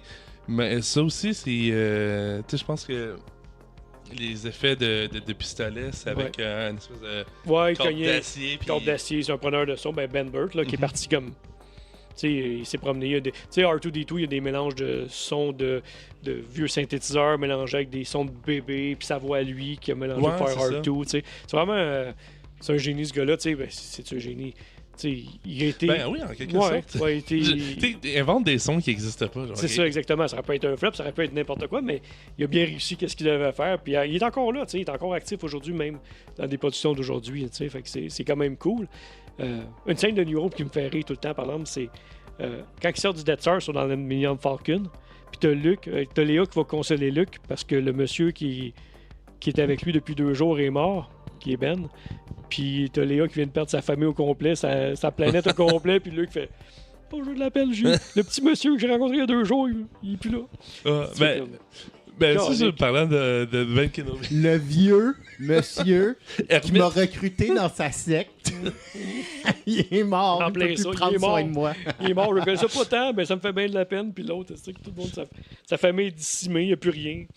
À toute planète. Ouais, moi, c'est avec tout le bagage qu'on a des prequels, puis le dialogue de. Tu sais, on en parlait aussi tantôt, on n'a pas besoin de tout expliquer, mais je sais pas, il y a comme une résonance quand Ben Kenobi parle de comme la guerre des clones, puis tout ça, puis ça rend anodin. La première fois que tu l'écoutes, là, tu le réécoutes, puis on a tout le bagage, puis c'est vraiment le bagage que George Lucas est venu rajouter, au contraire de Disney qui sort du stock pour sortir du stock. On avait vraiment, je pense, l'impression que... Moi, c'est une des choses que je bifurque un peu sur les prequels, mais j'aime comment il a étendu son univers avec ça. C'est drôle, ça. T'en parles, puis justement, ça me fait penser... Quand que, mettons, Obi-Wan parle de Anakin, ben, tu sais, on savait pas encore que c'était Vader, on savait pas. Tu sais, Lucas savait même pas si c'était pour pouvoir faire une suite, mais la façon même que Obi-Wan, son non-verbal parle, c'est OK, il y a de quoi de plus que c'est mon ami qui est mort puis il y a un méchant qui l'a tué, là, tu sais. Tu vois qu'il y a une histoire derrière ça qui était peut-être pas encore tout à fait complètement écrite, tu sais, le squelette était un peu là, mais c'était pas raffiné comme tout ce qu'on a pu voir avec la prélogie puis toutes les séries après. Mais tu vois vraiment dans son ton, dans son visage, il y a de quoi qui change. Puis même Uncle Owen, quand il dit faudrait pas qu'il vienne. Il ressemble trop à son père, ouais, c'est ce qui m'inquiète. On savait pas, tu sais. Il y avait rien. Là. Tu sais, je disais, OK, il savait en maudit qu'est-ce qu'il était pour faire. Tu sais, il l'a mis là-dedans. Tu sais, il met une réaction qui est pas nécessaire au film, mais finalement qui sert quand tu as vu la suite. Tu sais, c'est fou d'avoir pensé à. D'avance. Ouais, exact. Ben écoute, à ce titre-là, un autre petit clin d'œil dans l'épisode 4, cette scène avec Leia qui s'en va consoler Luke. Elle met une petite couverte, ses épaules parce qu'il a fret, puis il est tout bougonneux. C'est vrai. T'as la même scène dans l'épisode 1 avec Padmé qui met une petite couverte à Anakin. C'est vrai. Fait qu'il y en a quelques-uns, puis les plus beaux, tant qu'à moi, sont ceux qui sont subtils comme ça. T'as pas besoin de les pogner, c'est pas important, mais quand tu le pognes, t'as juste une petite chaleur. Non, c'est comme avoir un chat sur ses jambes. Ouais, même pareil. Mais non, c'est ça. J'avais une question là, de Guillaume qui m'avait posée hier. J'avais promis de la poser aujourd'hui. Il me parlait de la chanson Binary Sunset qui, je pense, moi-même aussi, je l'avais un peu remarqué. On dirait qu'elle est dans le film, on en a parlé, c'est des scènes qu'on a quand même beaucoup aimées, mais elle n'est pas sur la soundtrack. Non, c'est une espèce de... Tu sais, oui, sur le nouveau soundtrack qu'on fait en 97, oui, elle est là. Mais sur l'original, tu sais, c'est une musique de fond de film, tu sais. C'est pas un thème, tu sais, comme Darth Vader ou... Malgré qu'il y en a un petit peu quand même, des People of the Land, puis des trucs comme ça qui sont là quand même. Je sais pas pourquoi ils n'ont pas... Ils avaient peut-être pas... Il a peut-être pas réalisé l'impact de cette scène-là à l'époque pour la mettre sur le soundtrack. C'est quand même drôle parce que, tu sais, on est dans les... pas les best-of, mais comme... Ben oui, un peu, là. C'est ce qui nous a le plus touché dans ce film-là, puis qu'apparemment que c'était suffisamment pas touchant pour même pas le mettre sur le 45 tours. Ok. La preuve étant que... 3 grown men poilus qui parlent de comment ils ont été touchés par un coucher de soleil. Ouais, c'est ça. C'est vrai. Hey, George Lucas, il a échappé big time, cette shot-là. Il a échappé. Il a bon. échappé. Fait que, non, ça, fait que Guillaume, on a la réponse à la question. Effectivement, elle était vraiment pas là. Puis je pense que je l'ai racheté. Je sais pas, il semble tellement avoir beaucoup plus de versions que je connais. Exact. Peut-être qu'elle se trouve à quelque part, là, mais. Surtout maintenant, là, sur l'édition double du spécial édition. Là, si tu ajoutes le soundtrack aujourd'hui, c'est cette édition-là maintenant. Sinon, je pense qu'il y a la version spéciale sortie au Tadjikistan en 1982, mais il l'a pas en vinyle encore. Je l'ai oublié à la maison. Yes. Là, j'ai vu aussi, tu avais une petite recommandation que tu voulais prendre un peu de temps. Je pense qu'on peut peut-être en parler un peu, puis après ça, on va faire le tour de table. Dernier commentaire. Si on veut continuer vraiment sur le making-of, puis l'arrière, on a parlé Empire of Dream. Ça, c'est vraiment l'histoire de Star Wars, le financement, comment ils ont... comment il a bâti son histoire, ces choses-là. On va vraiment en détail dans Star Wars. Il y avait Light and Magic qui est sur les effets spéciaux, mais au cinéma. Je te dirais que les 2-3 premiers épisodes, vu que ça a été inventé ILM pour Star Wars, ben, les 2-3 premiers épisodes tournent beaucoup autour de Star Wars, mais après ça, ça part dans tous les sens. Là. Même jusqu'au green screen, au CGI, que je pensais que ça pourrait être ennuyant, parce que souvent, c'est un gars qui s'est assis, puis j'ai fait un dinosaure en CGI. Non, il explique l'impact que ça a eu sur tous les props makers qui ont perdu leur job à la place. Fait que c'est beaucoup plus intéressant que juste dire je fabriquais de quoi en CGI. Là, et un livre aussi que je recommande fortement, c'est en français en plus, c'est une compagnie française. On peut le mettre à l'écran. Les Guerres de Lucas, c'est une BD qui est sortie l'année passée. Ouais, 2023, ouais. Automne 2023. Puis c'est excellent. C'est vraiment, prenez toutes les making-of, toutes les biographies, puis prenez le meilleur de tout ça, puis faites une BD avec ça. C'est ça. C'est un illustrateur ou un artiste BD de chez nous ou de France? Non, de France. Okay. Ouais. Cool. Ah, puis c'est cool qu'est-ce qu'il fait. Je pense que j'ai mis une deuxième photo. Encore une fois, double sunset. Tu vois le style un peu, là, tu sais, le style graphique avec Coppola, justement, Lucas, en aval, Spielberg aussi. Tu sais, c'est vraiment, c'est cool. Tu sais, n'importe qui s'intéresse au cinéma, puis ma blonde est un petit peu moins dans le making-of, elle trippe un peu moins, puis elle a passé à travers une journée, là, à tripper sur cette BD-là, bien raide. Puis, moi, je pense que je vais faire la demande à ma bibliothèque locale. Chose qu'on ne fait pas assez souvent. Et je me suis rendu compte que c'est une très bonne façon de lire les. Je vais souvent à la bibliothèque, je prends des comics de Star Wars, puis tu sais, j'ai pas envie de m'acheter toute la collection, mais il y en a que je peux lire, passer au travers, je le remets à la bibliothèque, puis là, après ça, je peux lire la guerre des Lucas. Tu sais, comme. Tu parlais tantôt de Ralph McQuarrie, tu as des beaux livres là, avec des illustrations. Ça, c'est pas pire, tu mets ça sur une table à café, n'importe quoi, dans ta bibliothèque, c'est cool. Mais des BD, souvent, une fois que tu l'as lu, là, à part dire que tu l'as, puis dans le mur, tu vas lire une nouvelle, ça va, tu reviens sur des anciennes. Là, ouais, moi, une BD Star Wars, il m'en reste une. Bon. La première que j'ai eue. Toutes les autres. Ben, juste la première, ça, j'ai jamais été capable de partir. Tu sais, elle est partie avec la caisse aux Renaissance, puis finalement, la caisse est restée, mais cette BD-là est revenue avec moi. Là. OK. Ben, c'est cool. Ouais, mais c'est fun. Moi, les autres aussi, je comprends. Je comprends l'idée. Ça... L'affaire aussi, c'est que je pense que c'est tellement plus contemplatif, la BD aussi. Fait que tu prends le temps de regarder chaque page, chaque image. Fait que tu y retournes pas à chaque semaine, ou à chaque mois, ou à chaque 2 ans que tu te fais ton marathon de Star Wars. C'est pas la même game.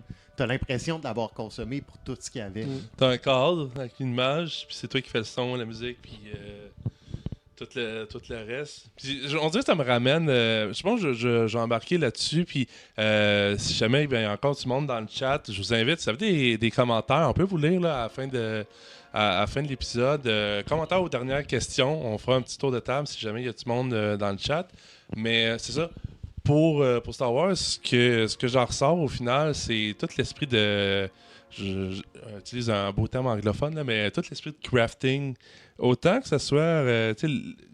Comment t'en parles, je trouve. En plus, c'est pour ça que j'étais vraiment content que tu viennes pour faire l'épisode parce que ça rajoute une touche de. Tu sais, des fois, c'est des détails qui passent inaperçus, tout ça, mais il y a du travail. Ça prend une certaine vision. Puis... Une vision, ouais, c'est le bon terme parce que. Il partait de rien. C'est pas comme aujourd'hui faire un film sur Superman, mettons. T'as un background, t'as des BD, des trucs du genre. T'sais. Même le film de Christopher Reeve, dans le temps, il y avait quand même des BD. Il y avait de quoi sur quoi se baser. Mais Star Wars, ils sont partis vraiment de rien, là, toute la gang. Fait que c'est vraiment... Puis, c'est ça. Moi, c'est un des aspects que j'aime beaucoup. Puis, pour revenir encore au Double Sunset sur Tatooine, puis moi, tu parlais tantôt de poésie. Puis je trouve qu'il y a quelque chose d'un peu de poétique dans cette shot-là. Puis avec la musique aussi, John Williams, j'en parle tout le temps dans tous les épisodes qui ont de la musique de John Williams, à quel point j'aime la musique, mais je trouve que c'est un gros plus, évidemment. Mais je sais pas, ils ont dit qu'il y a une espèce d'appel à l'aventure qui est très bien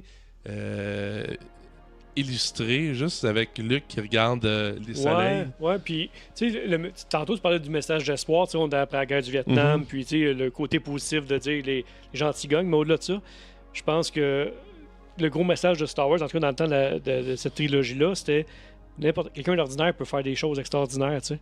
Puis, je pense que ça donnait bien espoir, contrairement à une phrase vraiment conne, This is the way, qui est complètement à l'envers de la philosophie de Star Wars. This is the way, c'est le même, puis c'est le même. Par contre, Star Wars, ça t'a teinté. T'es comme ça, mais tu peux devenir ce que tu veux. Tu sais, c'est un peu le combat de Luke aussi. Broom Boy, encore une fois, où Luke, sur sa petite planète, raconte. Que son oncle veut juste qu'il continue à être fermier d'humidité, le moisture farm, whatever ça veut dire. Là, mais il s'appelle là aussi comme d'aller à la poursuite de tes rêves, puis peut-être trouver des compagnons en chemin, puis sauver une princesse, puis devenir... Frencher ta sœur. Frencher ta sœur. On allait là aussi. C'est pas tout le monde qui rêve à ça, mais si jamais c'est ce que vous souhaitez. Mais non, je pense que c'est pas étonnant que ça leur rejoint autant des jeunes à cette époque-là, mais c'est venu un peu chercher tout le monde aussi, mais je pense que ça a un impact sur les enfants, pas parce qu'il y a aussi des jouets qui viennent avec, mais il y a quelque chose qui vient chercher vraiment au creux de whatever, un enfant qui rêve à peu importe quoi, que genre, ben, tu peux c'est à la simple, poursuite de ces rêves-là. Puis... C'est tellement simple, Star Wars, justement, t'as pas besoin d'avoir étudié en cinéma, d'avoir un background en cinéma. Tu sais, n'importe quel enfant, c'est le bien, c'est le mal, c'est le gentil, tu sais, c'est tellement bien défini que n'importe qui s'y retrouve facilement, n'importe quelle culture, et va reconnaître aussi le message de Star Wars. Là, ben toi, je vais regarder Jeff pour la fin. Toi, Gab, ce serait quoi ton dernier verdict sur Star Wars? Qu'est-ce que tu en retiens au final, Star Wars? Je vais me répéter. Ben, ça fait très prétentieux, là, comme si des gens avaient pris la peine de m'écouter dans plusieurs épisodes de podcast de différentes affaires. Là. Mais quand même, si jamais ça arrive, là, je me répète. Je pense que Star Wars, c'est beaucoup plus ça rentre beaucoup plus dans les mythes et légendes. Puis ça... Tu sais, je vois ça un petit peu comme des légendes qui ont constitué un petit peu après ça certaines religions. Il y a quelques religions, sans les nommer, qui ont beaucoup de similitudes, on va se le dire. Là. Puis je pense que l'univers Star Wars, c'est comme la religion en général. Puis bon, là-dedans, tu peux être un disciple de certaines choses ou de d'autres. Il faut que tu trouves ce qui te plaît là-dedans. Mais en réécoutant épisode 4 aussi, je réalise comment... Tu sais, il y a eu plein de bonnes affaires dans Star Wars, mais ce coup de génie-là, cet accident-là, tout ce qui a mal été pour qu'il arrive à ce résultat-là, ça, c'est... les probabilités sont aussi basses que de trouver une planète avec Luke Skywalker qui chill dessus. Puis c'est ça que je retiens tu sais, qui m'est revenu en pleine face en réécoutant le film pour cet épisode-là, c'est à quel point juste ce 2 heures-là est tellement riche. Il y a tellement de matériel, puis qu'on aime ou qu'on n'aime pas, comment les spin-offs, là, l'évangile de Luke Skywalker est très forte, là. Oui, parce qu'on rappelle Gab est l'évangéliste, tu sais le faire. Donc, l'évangile selon Luc. C'est bon. C'est excellent. Ben, c'est ça de toi, Jeff, pour finir? Ben, je pense que j'ai quand même fait un peu le tour de qu'est-ce qui m'allume sur Star Wars. Tu sais, ouais, c'est ça, c'est le début de tout. C'est sûr que j'ai un attachement pour Empire Strike Back aussi, beaucoup. Mais, tu sais, prenez le temps. Le seul conseil que je donnerai aux gens, reprenez le temps d'écouter New Hope, la version, comme tu dis, déspécialisée qui est disponible sur le web. Et regardez les backgrounds. Arrêtez-vous pas qu'est-ce qu'il y a en avant. Regardez en arrière, les arrière-plans. Qu'est-ce que le monde a pris le temps de créer qui est pas en avant-plan, qui est facilement oubliable. Allez regarder la richesse des décors, des props, de l'usure. Moi, en tout cas, je regarde présentement, j'ai envie d'écouter le film. Fait que, il y a d'autres là qui jouent en arrière. Qui jouent en background. Fait que, moi, je vais te dire, un exercice que je fais des fois, je pense que ça, c'est une déviation de la production vidéo. Là. Mais il m'arrive d'écouter en petit OK. dans mon grand écran. Mais avec comme le 3/4 de l'écran qui est rempli par du noir. Fait que c'est un peu comme si je regardais dans un moniteur ou dans un viewfinder. Et ça me donne une perspective tellement différente. Je n'analyse plus les mêmes choses. Je n'arrive plus à apprécier le film pour son histoire puis juste regarder un film pour le fun. Mais à quel point ça devient un buffet visuel de détails que tu notes. Ironiquement, tout est plus petit, mais tu remarques là, chacun des petits détails. Fait que si vous êtes tanné d'écouter Star Wars parce que vous êtes comme moi et vous l'avez écouté 400 fois, ben ça, c'est peut-être une autre façon de l'écouter qui pourrait vous donner le goût de vous rendre jusqu'au bout. Là. Fait que je suis d'accord, c'est l'image, ce qu'il y a dans le cadre. Ouais. Là, on est sur la dernière scène en plus. Là. Ouais, on est Écoute, timé, le vraiment. timing est parfait. Là. Oh! Ouais. La Tum, tum, tum, ta, ta, La ta, salle tam. tourne. Doum, boum, Carrément. boudoum. Là, il y a Léa qui regarde Luc.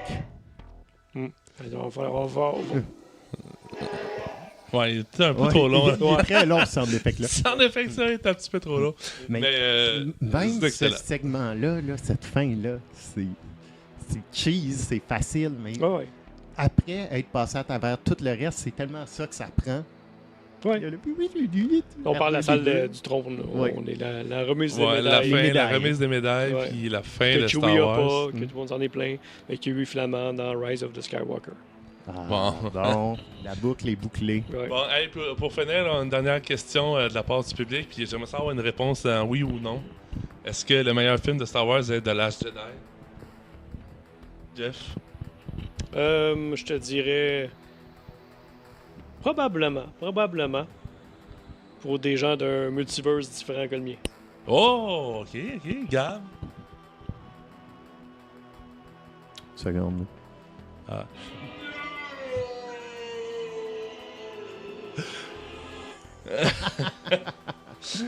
Ben non, est-ce que le meilleur Star Wars est The Last Jedi pour moi? Ben non.